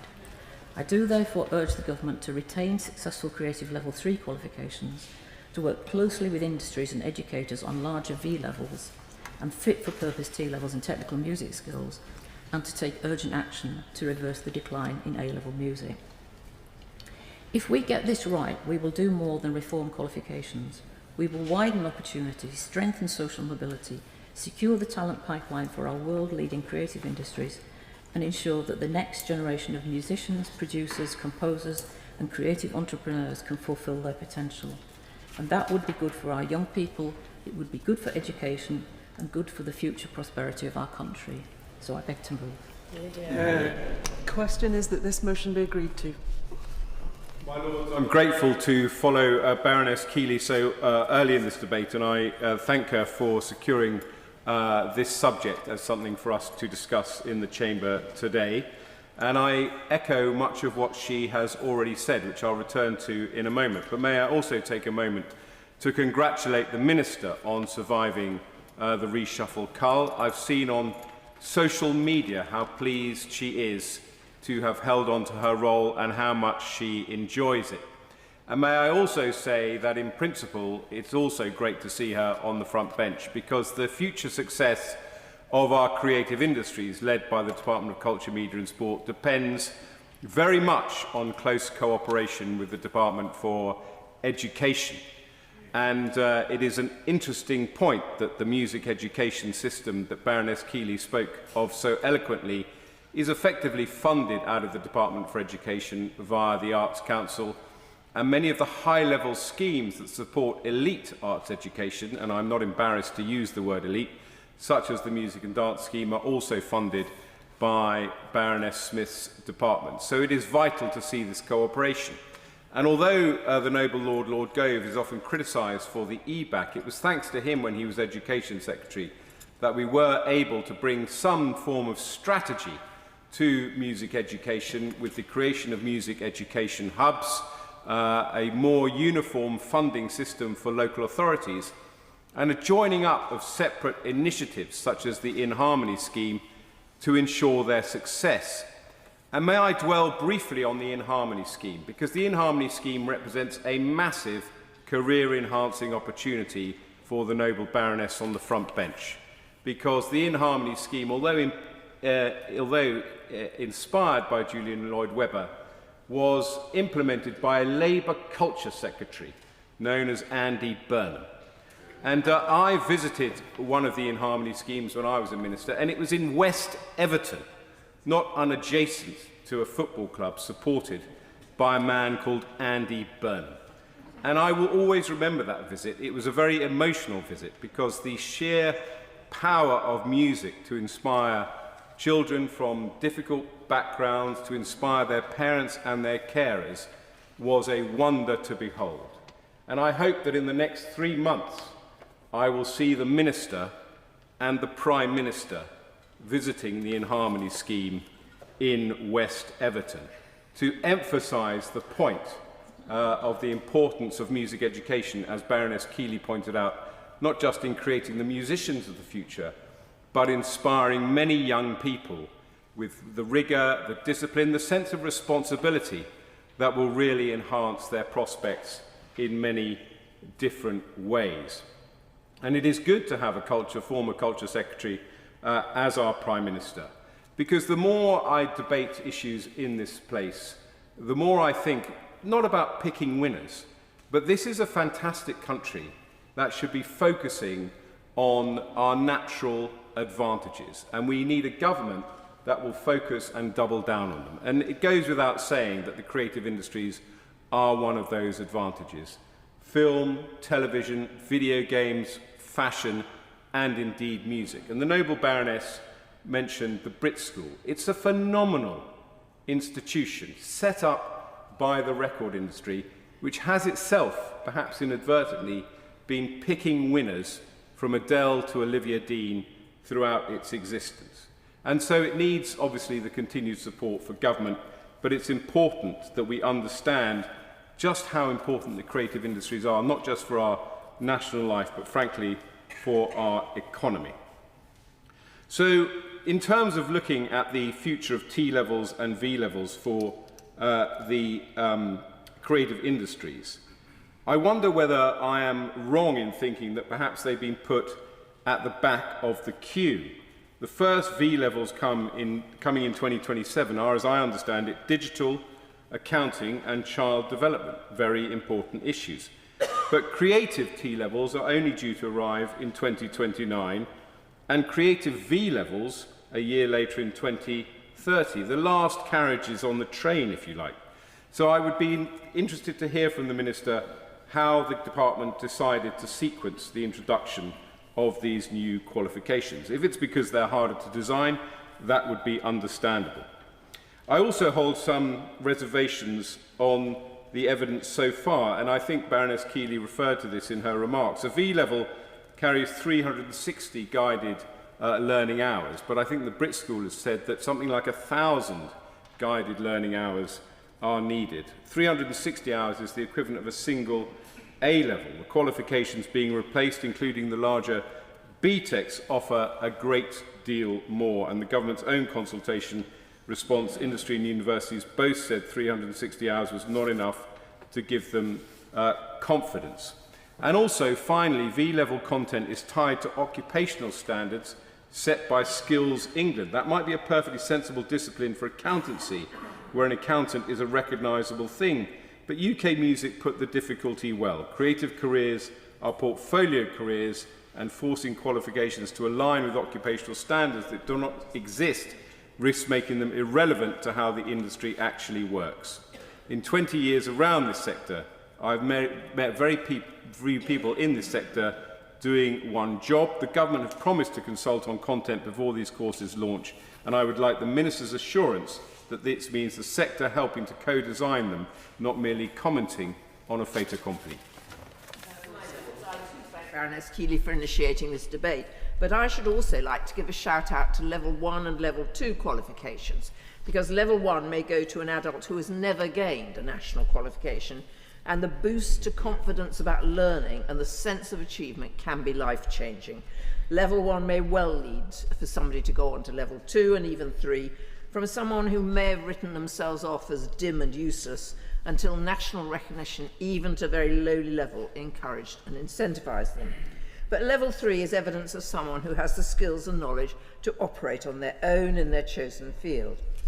Now, my lords, creative skills used to be validated and awarded by city and guilds, where I worked for 20 years, initially on hairdressing, wig making and beauty therapy. One can be quite versatile in this life, I find, and allied skills. In all those areas, it was possible to go all the way to fellowship at level 7. I then moved on to look after the senior awards, levels 4 to 7, with post-nominal letters and gowns and hoods to indicate their parity with university degrees. Sadly, City and Guilds has been betrayed by the then chairman, chief executive and finance officer, who managed to bypass the trustees, council and president, the Princess Royal, of this long-standing Royal Charter charity founded by the City of London and livery companies in 1878 and highly regarded around the world for the quality and standards of its work-based qualifications, because they sold the awarding part to a foreign-owned commercial company, PeopleSearch, a small team has been left under the title of the City and Guilds Foundation to continue to support the charitable activities and sustain the Royal Charter. 2 of the 3 perpetrators were given lucrative welcomes and subsequently sacked. How strange life can be. Anyway, the Charity Committee is investigating how this could happen, as is a growing band of staff, members, fellows and friends of the Institute. But what is crucial is that candidates do not suffer for this. The qualifications they're working for will continue to be delivered because they do not deserve to be deflected by machinations of people who should have known better. And we have been assured that this will be the case and that the qualifications will continue to be to the highest standards as they always were. Now, my lords, there is always a problem with vocational, practical, technical qualifications, that most parliamentarians and civil servants have gone the university route. They don't know about further education colleges and the amazing work they do, nor the very wide range of qualifications and individuals they support. So they meddle in a way we don't see with GCSE or A-level. We do continue to have BTECs, understood by students, universities, employers, and crucially, many parents. But they're now under threat as the newer, shinier T-levels, technical, you understand, is so much classier than vocational, arrive on the scene to be followed by V-levels. Well, come back vocational, all is forgiven. My lords, it takes a while for any new qualification to be understood and valued, more so for practical than academic ones. So just as T-levels have taken a while to find their place, who knows how long it will be for V-levels to be the talk of the town. We should thank the University Technical Colleges, Lord Baker's valuable UTCs, which provide a clear path to skilled employment, because a number of them have developed particular expertise in supporting the creative industries, where employers continue to face skills shortages. And, my lords, the creative industries are among the most valued and valuable of our industries. The UK leads the world in many of these skill sets. The Heritage Crafts Association produces a regular list of endangered crafts, some continued by a sole trader, where taking on an apprentice would severely affect their ability to earn a living. Yet anyone who embarks on silversmithing, clockmaking, enamelling, basket making, upholstering, knows the immense satisfaction in creativity. And I won't talk about music because Baroness Keeley has spoken so eloquently about that. But again, music and dance are vital skills which really enhance life. And if we lost any of these skills, it would be a real loss to our quality of life, as well, my lords, as to the economy. So we should venture with extreme caution in changing qualifications which are valued and understood. Why not put effort into attracting the young and not so young into sporting crafts in danger which could enrich their lives? So can I ask the Minister why the government is embarking on V levels when there are already established qualifications for the creative industries? Many are under threat and need support, not a pointless exercise in rebranding. There are level 3 diplomas and extended diplomas with some 84,000 students who do not need to be distracted by the arrival of a new kid on the block in the form of mysterious V levels. So please, will the Minister commit to pause defunding of existing creative levels 1, 2 and 3 qualifications until creative T levels and V levels have been fully designed and piloted and are shown to deliver work-based standards and comparable outcomes for progression. And this is particularly important for SEND learners and disadvantaged students, many of whom may have talents in creativity far in excess of their abilities in other subjects. I look forward to the Minister's reply, and like others, I welcome her back to her brief. My Lords, I remind the House of my education interests, in particular as a member of Pearson's Qualifications Committee. It's always a joy to follow the noble Baroness Garden, and I also pay tribute to Baroness Keeley for securing and for her introduction to this debate. And I want to add that I am delighted that the Minister is still in her place after the reshuffle. My Lords, my first job at 13 was in the West End production of Oliver. 7 years later, I co-founded a theatre company with Sam Mendes and went on to manage art centres. My wife, after drama school, spent years delivering creative partnerships in schools. My daughter Ruth is now a successful opera director. All three of us have done well thanks to the vocational pull of the performing arts. But this is an industry that can't be measured by productivity and earnings at 30. It is about vocation and about weaving the cultural fabric that binds us together.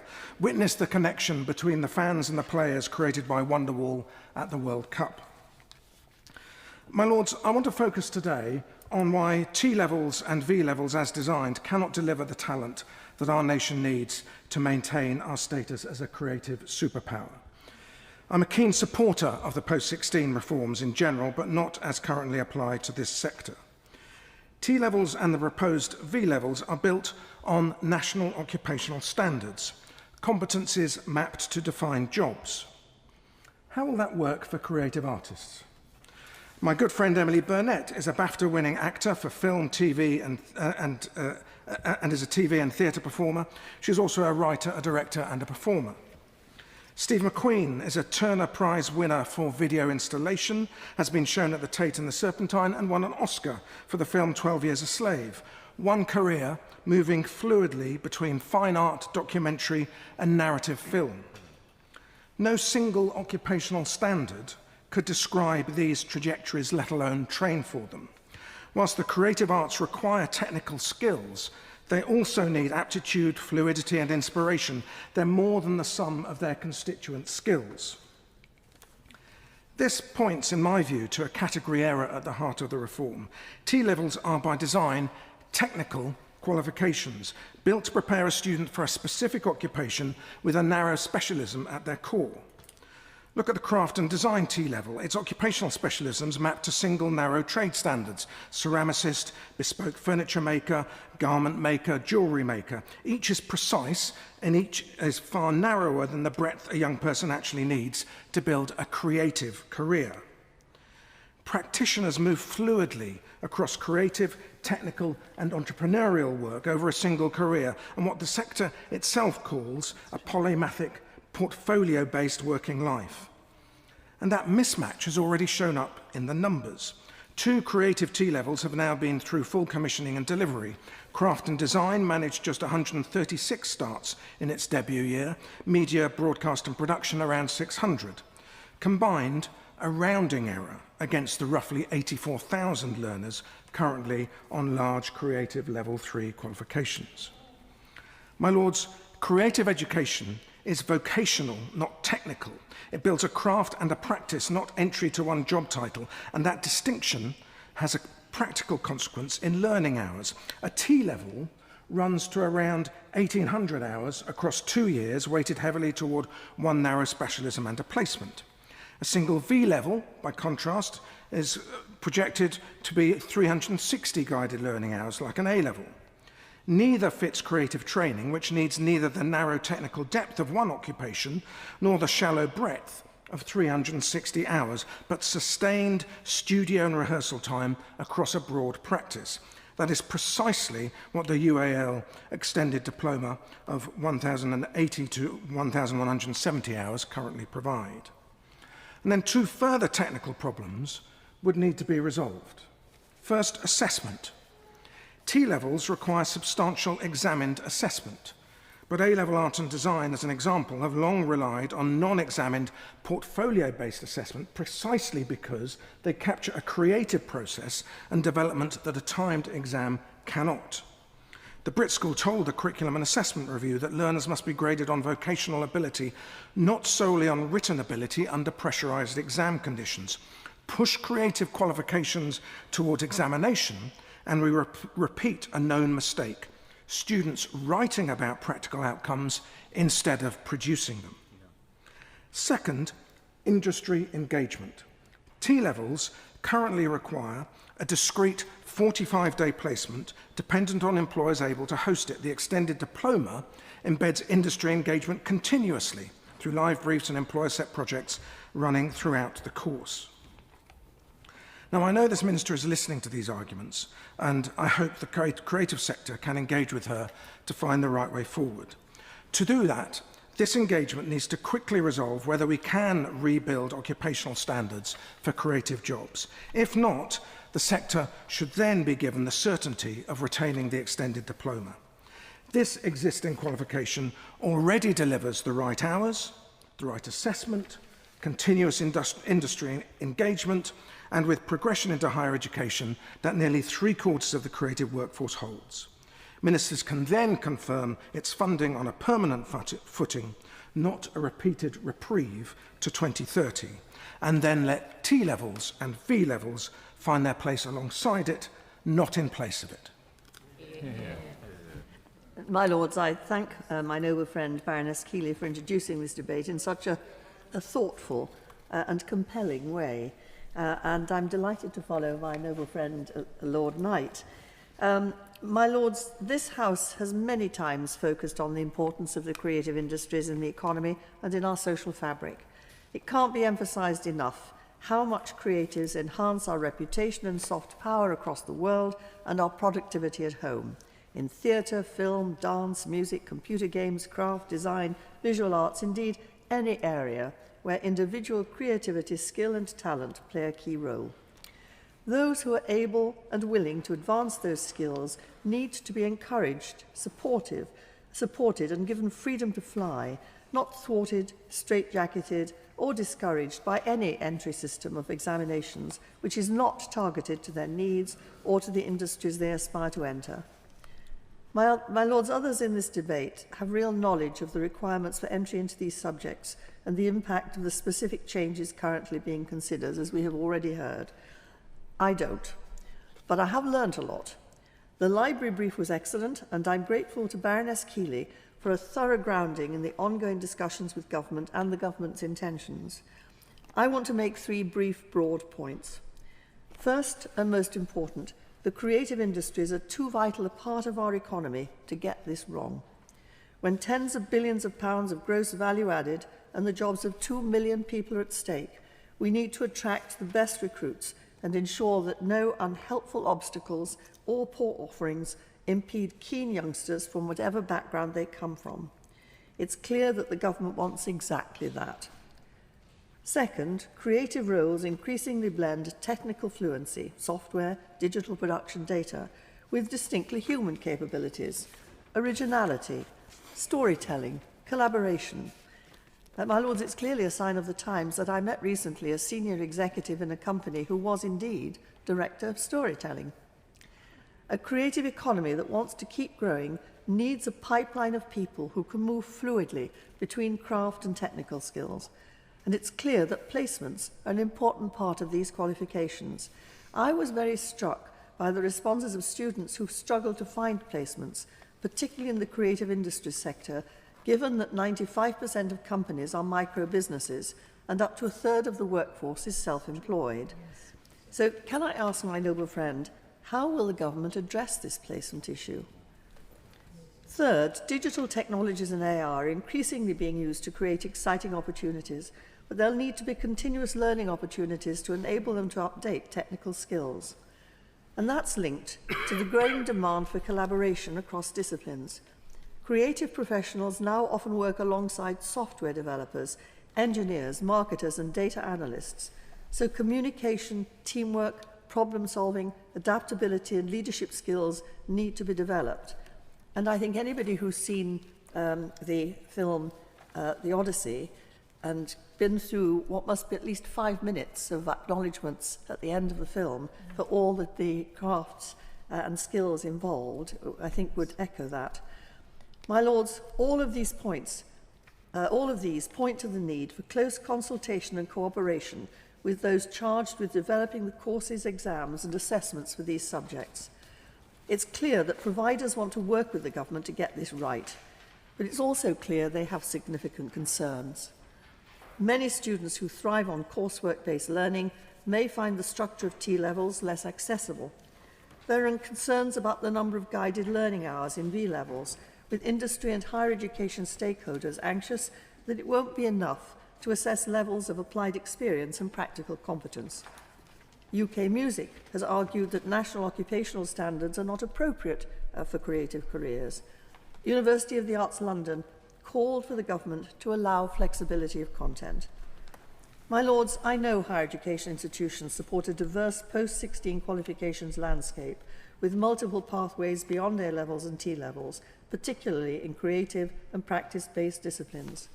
But arts and vocational subjects have already been squeezed by previous policy decisions. Reforms need to strengthen, not reduce, creative pathways, ensuring parity of esteem between vocational and academic qualifications and protect progression opportunities into creative careers. So finally, can I ask my noble friend, and echo one of the points made by my noble friend Baroness Keeley, whether she will pause decisions on funding existing successful creative level 3 qualifications until the new T and V levels have been designed, piloted and shown to deliver comparable or even better outcomes.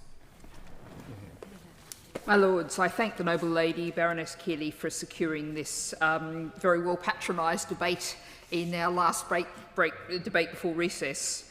It was pointed out in the last debate that I'm taking part in all 3 debates today, and one of the advantages of that is that you can make links between them. So I want to link to the first debate where the noble lady Baroness Kidron talked about digital sovereignty and link that to constitutional weaknesses in the UK, to this debate and point out how constitutional weaknesses are affecting the subject we're discussing here, creative education. The first past the post electoral system has traditionally produced a seesaw between 2 parties, 2 sets of policies and plans, if not always much ideological difference. And creative education has been very much a victim of this seesaw. We saw Lord Gove, now a member of your Lordship's House, make an active attempt under the previous administrations to suppress creative subjects in schools with the EBAC, to push for a focus on a handful of subjects and exam results. That saw many creative subject teachers leave education, certainly leave schools, move on to other careers, an active discouragement of new teachers coming into the area. So I note that among many others, the composer Andrew Lloyd Webber, referring to music education, has focused on the chronic shortage of teachers, as the noble lady Baroness Keeley referred to. Now we're seeing the seesaw come down the other way. We have a government that last year said it would end what the playwright James Graham described as the madness of the last decade, when cultural subjects had been so devalued. But let's look at the reality of that. Since 2010, enrolment in arts GCSEs has fallen by 40%, and the number of arts teachers has fallen by 23%. Now, a number of noble lords have already raised really important points on the questions of V levels and T levels, whether, as Baroness Keeley said, these will have the depth of learning and effective assessment. The noble Lord, Lord Vasey, suggested, not currently in his place, asked whether there was enough hours. The powerful points made by the noble Lord, Lord Knight, about the difficulty of something structured for something like accountancy being applied to the creative sector. So I'm going to park all of those and simply ask the noble lady, the Minister, given the background I've painted, is the government confident that there will be enough resources in terms of human capacity, teachers, trained teachers, experienced teachers, to deliver what the government is proposing?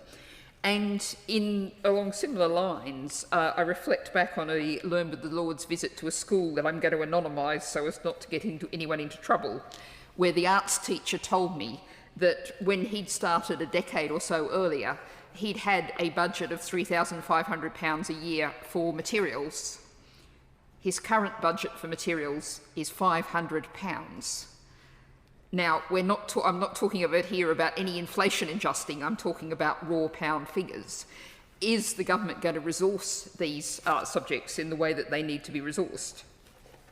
But I also want to take a further step back, because if these V and T levels are going to work, we need to see students taking them up, students being encouraged to follow their interests and passions.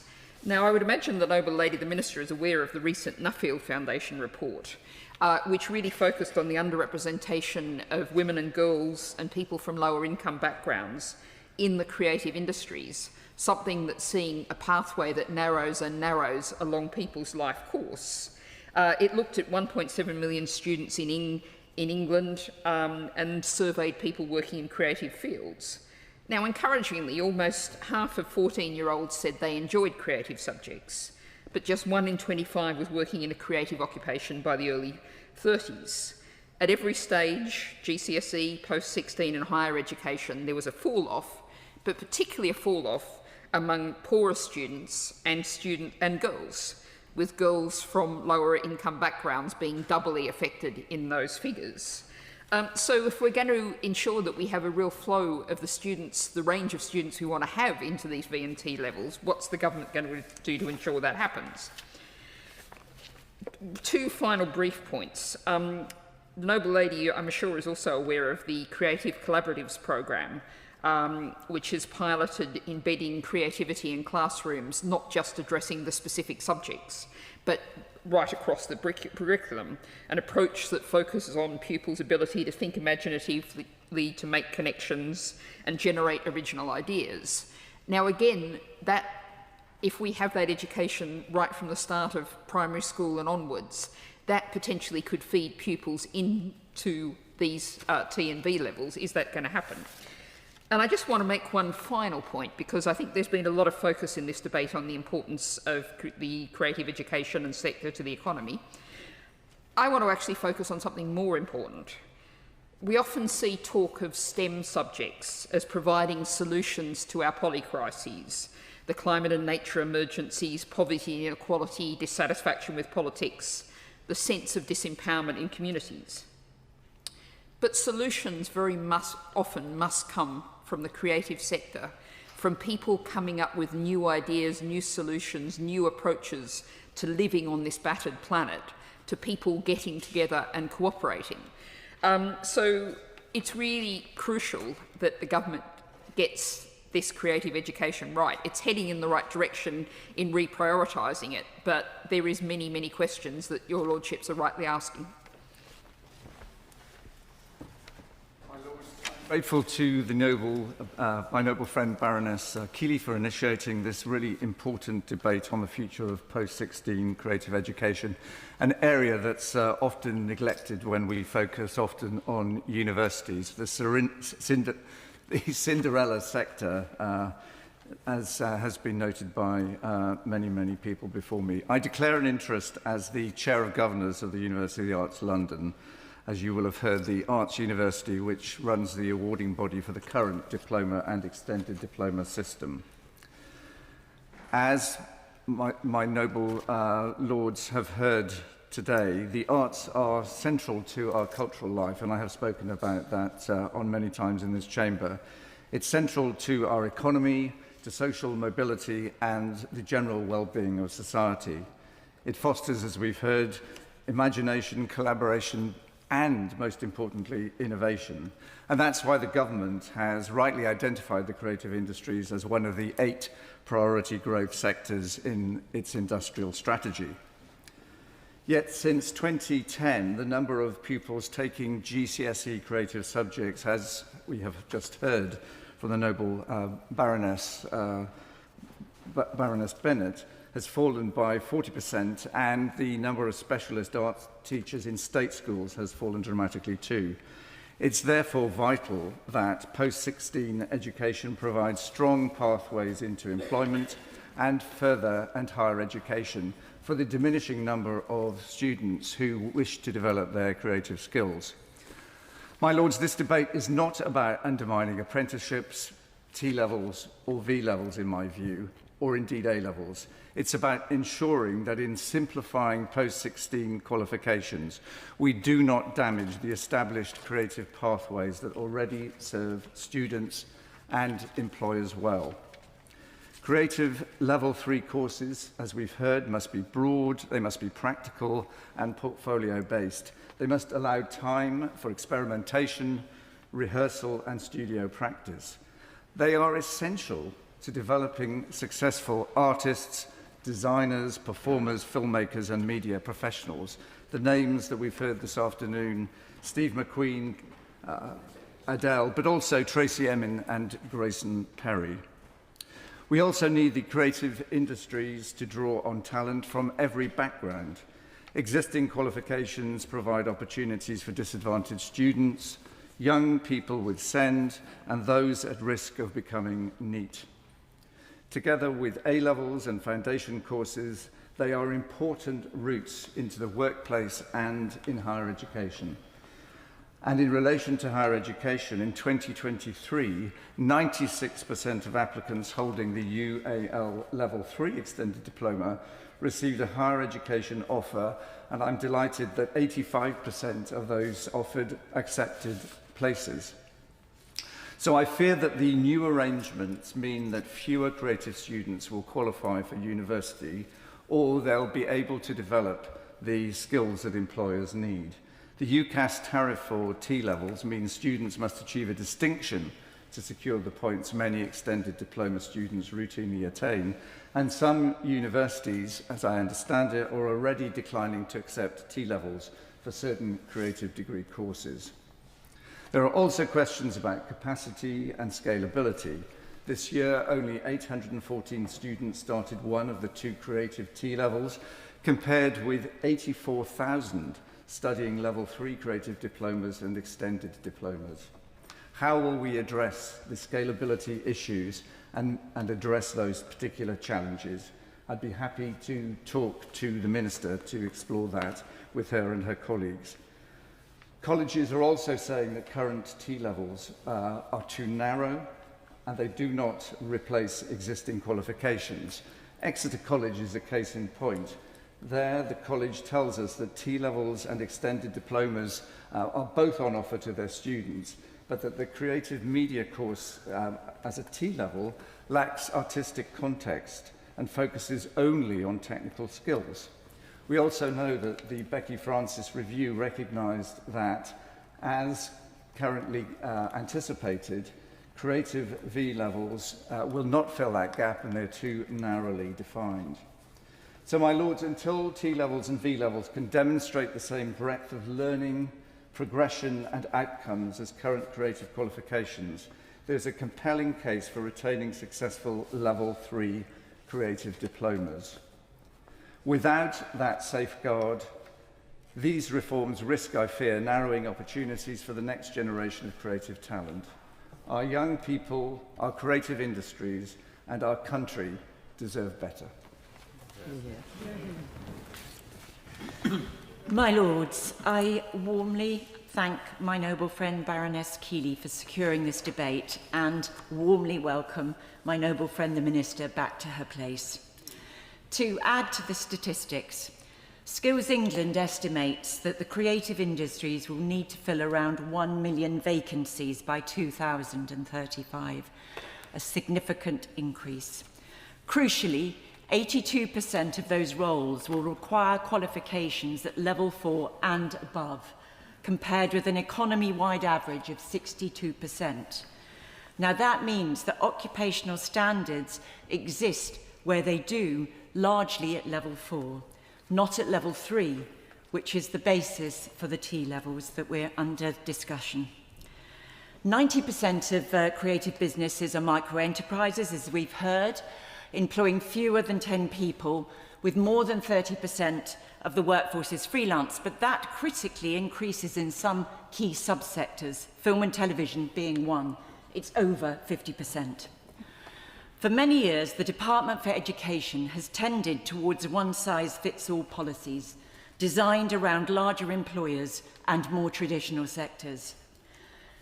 Creative industries have repeatedly been recognised as atypical, yet the flexibilities needed to support them have too often been absent. As a result, employers have frequently developed their own solutions. Now, when the Institute for Apprenticeships and Technical Education mapped the creative and design pathways a few years ago, it concluded that T-levels were not the right qualifications for music, performing arts, or graphic design. 2 technical T-levels were introduced, craft and design, as my noble friend Lord Knight has mentioned, and broadcast media production, with 678 students over 2 years now studying it. And to repeat, because these T-levels exist, funding will be removed from alternative level 3 qualifications of 1,080 guided learning hours or more that map across to them for the 2027-28 year. So what does that mean for the screen industries? What does it mean for the Ofsted Outstanding London Screen Academy, founded and supported by leaders from the film and television industries? It delivers UAL Level 3 and Level 4 diplomas across a range of screen disciplines. Will parts of that provision be defunded, or all of it? What does it mean for Birmingham and Winston Academy, whose innovative partnerships are helping to build Birmingham's fast-growing screen cluster? Which parts of its Screen and Stage Academy BTEC provision are now at risk? I asked the Minister to consider aligning funding change timelines so that the sector and its providers can be considered strategically and as a whole. Important though those T-level students are, their numbers do not come close to meeting future workforce demand, nor do they justify destabilising successful institutions and courses at such speed. Yeah. To turn to another example, visual effects, animation and games. 10 years ago, industry leaders, UK Screen and UK, decided not to wait for policy to catch up. They created the NextGem AIM Extended Diploma in VFX, Animation and Games and established the NextGen Skills Academy network, supporting partner colleges across England and Northern Ireland. More than 3,000 young people have since benefited from high-quality education and strong progression routes. That success now faces uncertainty as Skills England develops a T-level focused solely on visual effects. UK Screen is clear that industry needs a broader qualification in computer-generated screen content, one that reflects the reality of modern production, is viable for colleges to deliver at scale, and supports progression and opportunities for young people into adjacent sectors. In addition, work placements. They are an issue in terms of finding them in industries that are populated by small companies, but also are an issue in terms of the nations and regions of the UK. The main cluster of these industries is based in London and the South East. For people and young people to have opportunities elsewhere requires different forms of accessing them to experience. If not, we face a catch-22. Creative investment will not go to areas largely deprived, rural, coastal, where skills provision doesn't already exist, and skills provision cannot exist unless there are employers locally to supply the placements. It is a catch-22. As the Creative Industries Council has made clear to government, the existing Level 3 qualifications and the key institutions that deliver them are a vital part of the UK's creative ecosystem, and I should declare my interest as having led skills and education for the Creative Industries Council for over a decade. Qualifications need updating, and simplification is important. But a simplification-first approach risks destabilising successful provision and limiting opportunity. Without employer confidence and support, change will not succeed.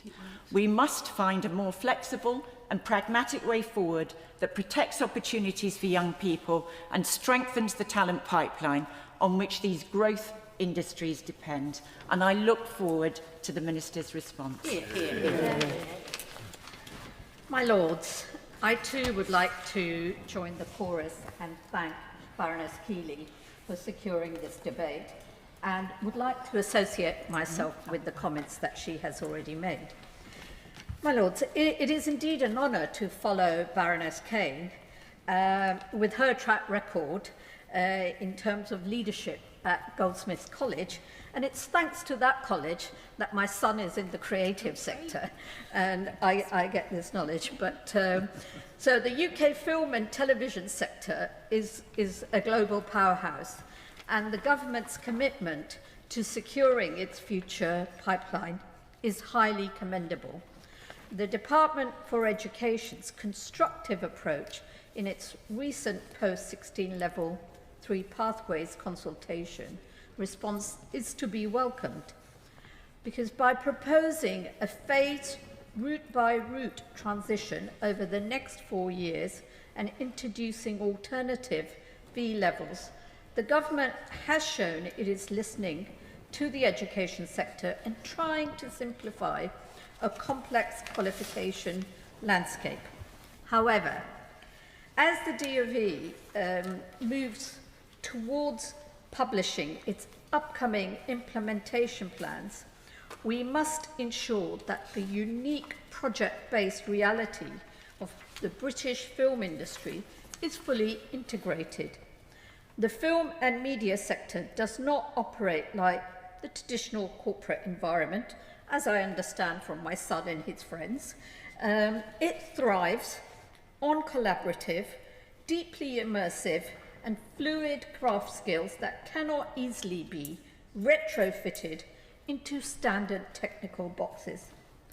Our current level 3 landscapes, specifically large-scale qualifications like the diploma in creative media production, succeeds because it provides the immense studio hours, creative freedom needed to write, shoot, edit and produce a film portfolio. So as we look to the newly designed T levels and single A level sized V levels, a dialogue between government and industry experts, I believe, is really vital to address some of the structural challenges around recognizing that film and high-end TV productions are overwhelmingly staffed by short-term freelancers and micro-businesses operating on project-by-project basis. And as it's already been stated, finding thousands of structured, mandatory 45-day T-level industry placements within this highly transient ecosystem is a massive logistical challenge for colleges. Leading sector bodies, and your Lordship has today, have expressed concerns that the standardised 360-degree guided learning hours proposed for V levels may not provide the deep practical immersion required for technical film crafts. A student cannot master cinematography or advanced visual effects as a minor part-time component of a broader curriculum. And we've already heard a lot of concern expressed here about the Department of Education's decision to list Level 3 Extended Diploma in Creative Media for defunding because of the overlap with the T levels. This risks, as we've heard, dismantling a highly valued industry-approved talent engine before the new 2029 and 2030 creative qualifications are fully mature. And like other noble lords, I would also like to mention the success of the Brit School and the education that they provide for many children with SEND, and the success they've had in placing them in full-time work. So the government's recent updates allowing for placement flexibility, such as utilising group projects, remote elements or multiple employers, show an excellent willingness to adapt. We now need to build on that flexibility to co-design a framework that protects our world-class film sector.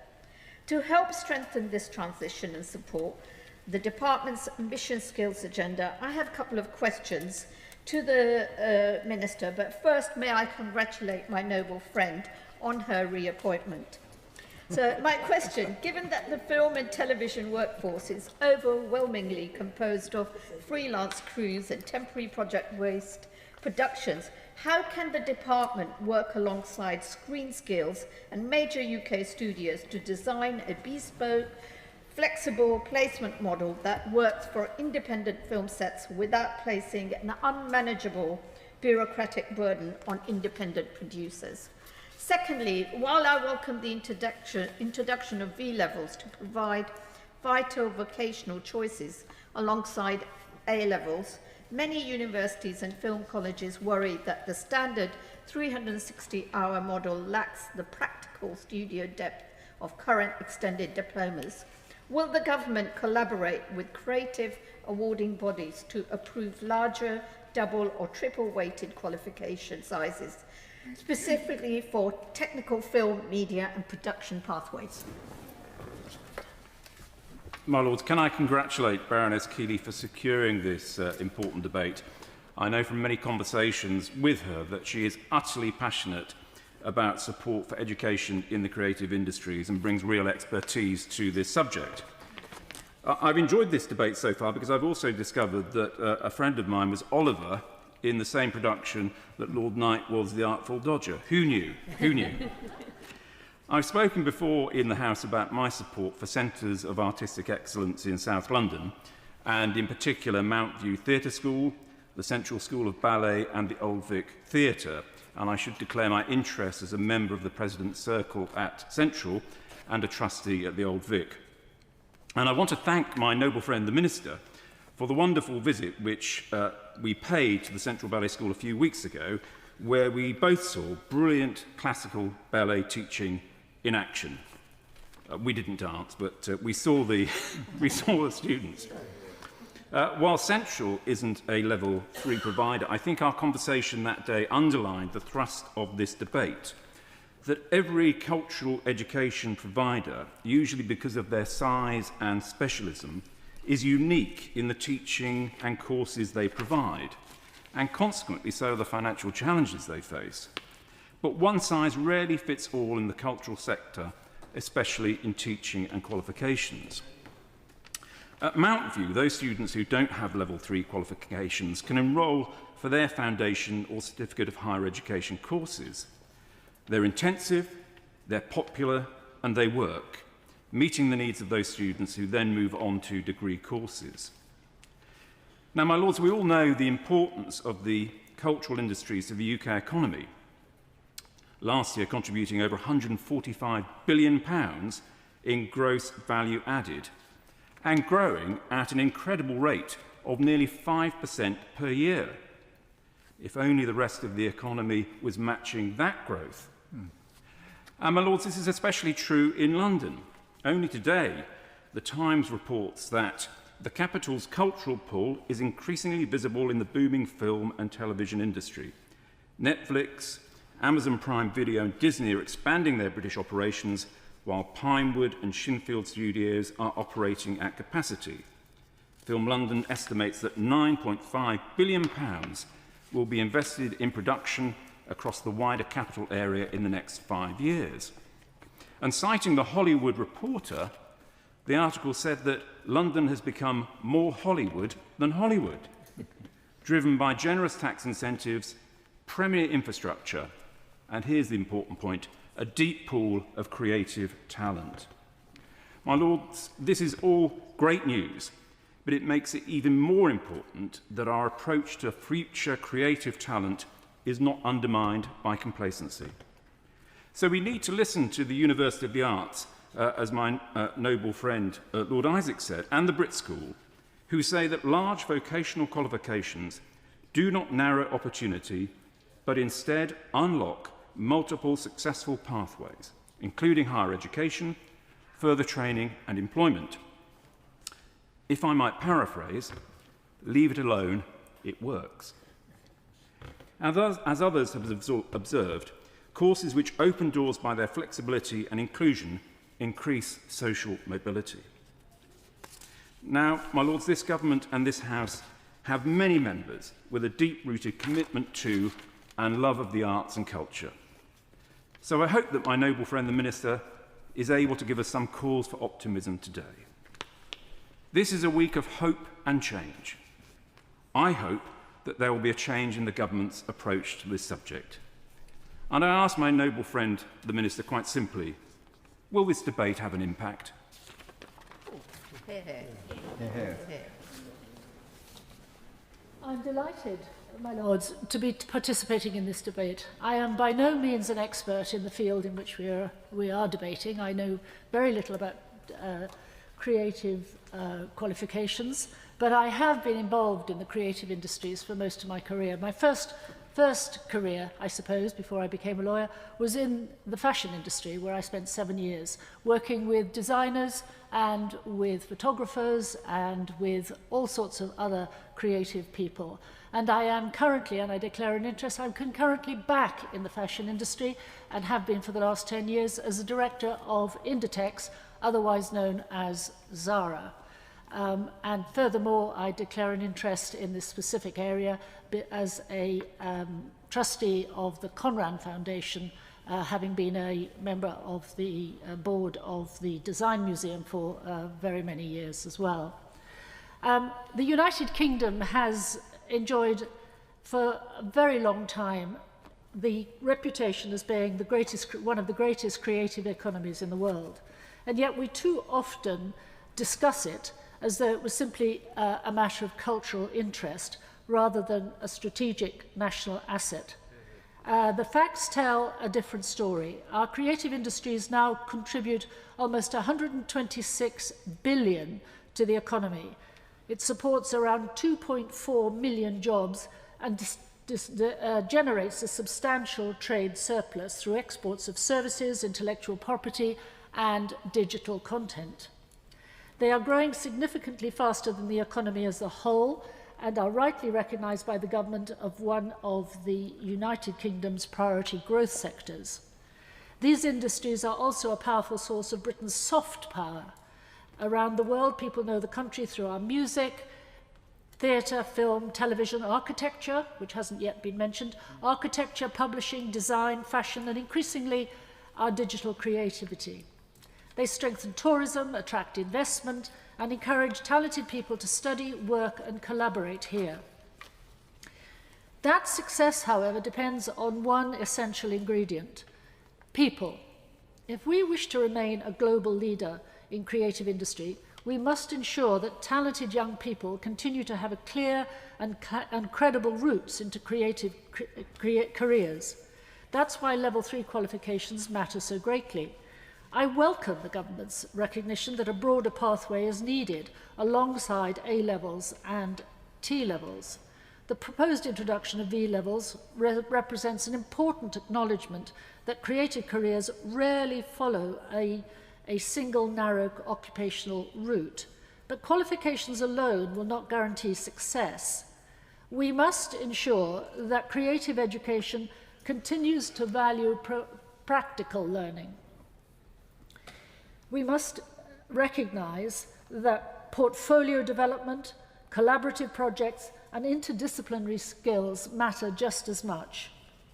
We must recognise further that many creative businesses, as has been mentioned, are small, project-based, freelance, and therefore must also be part of the system. It cannot always be recognised that it's only large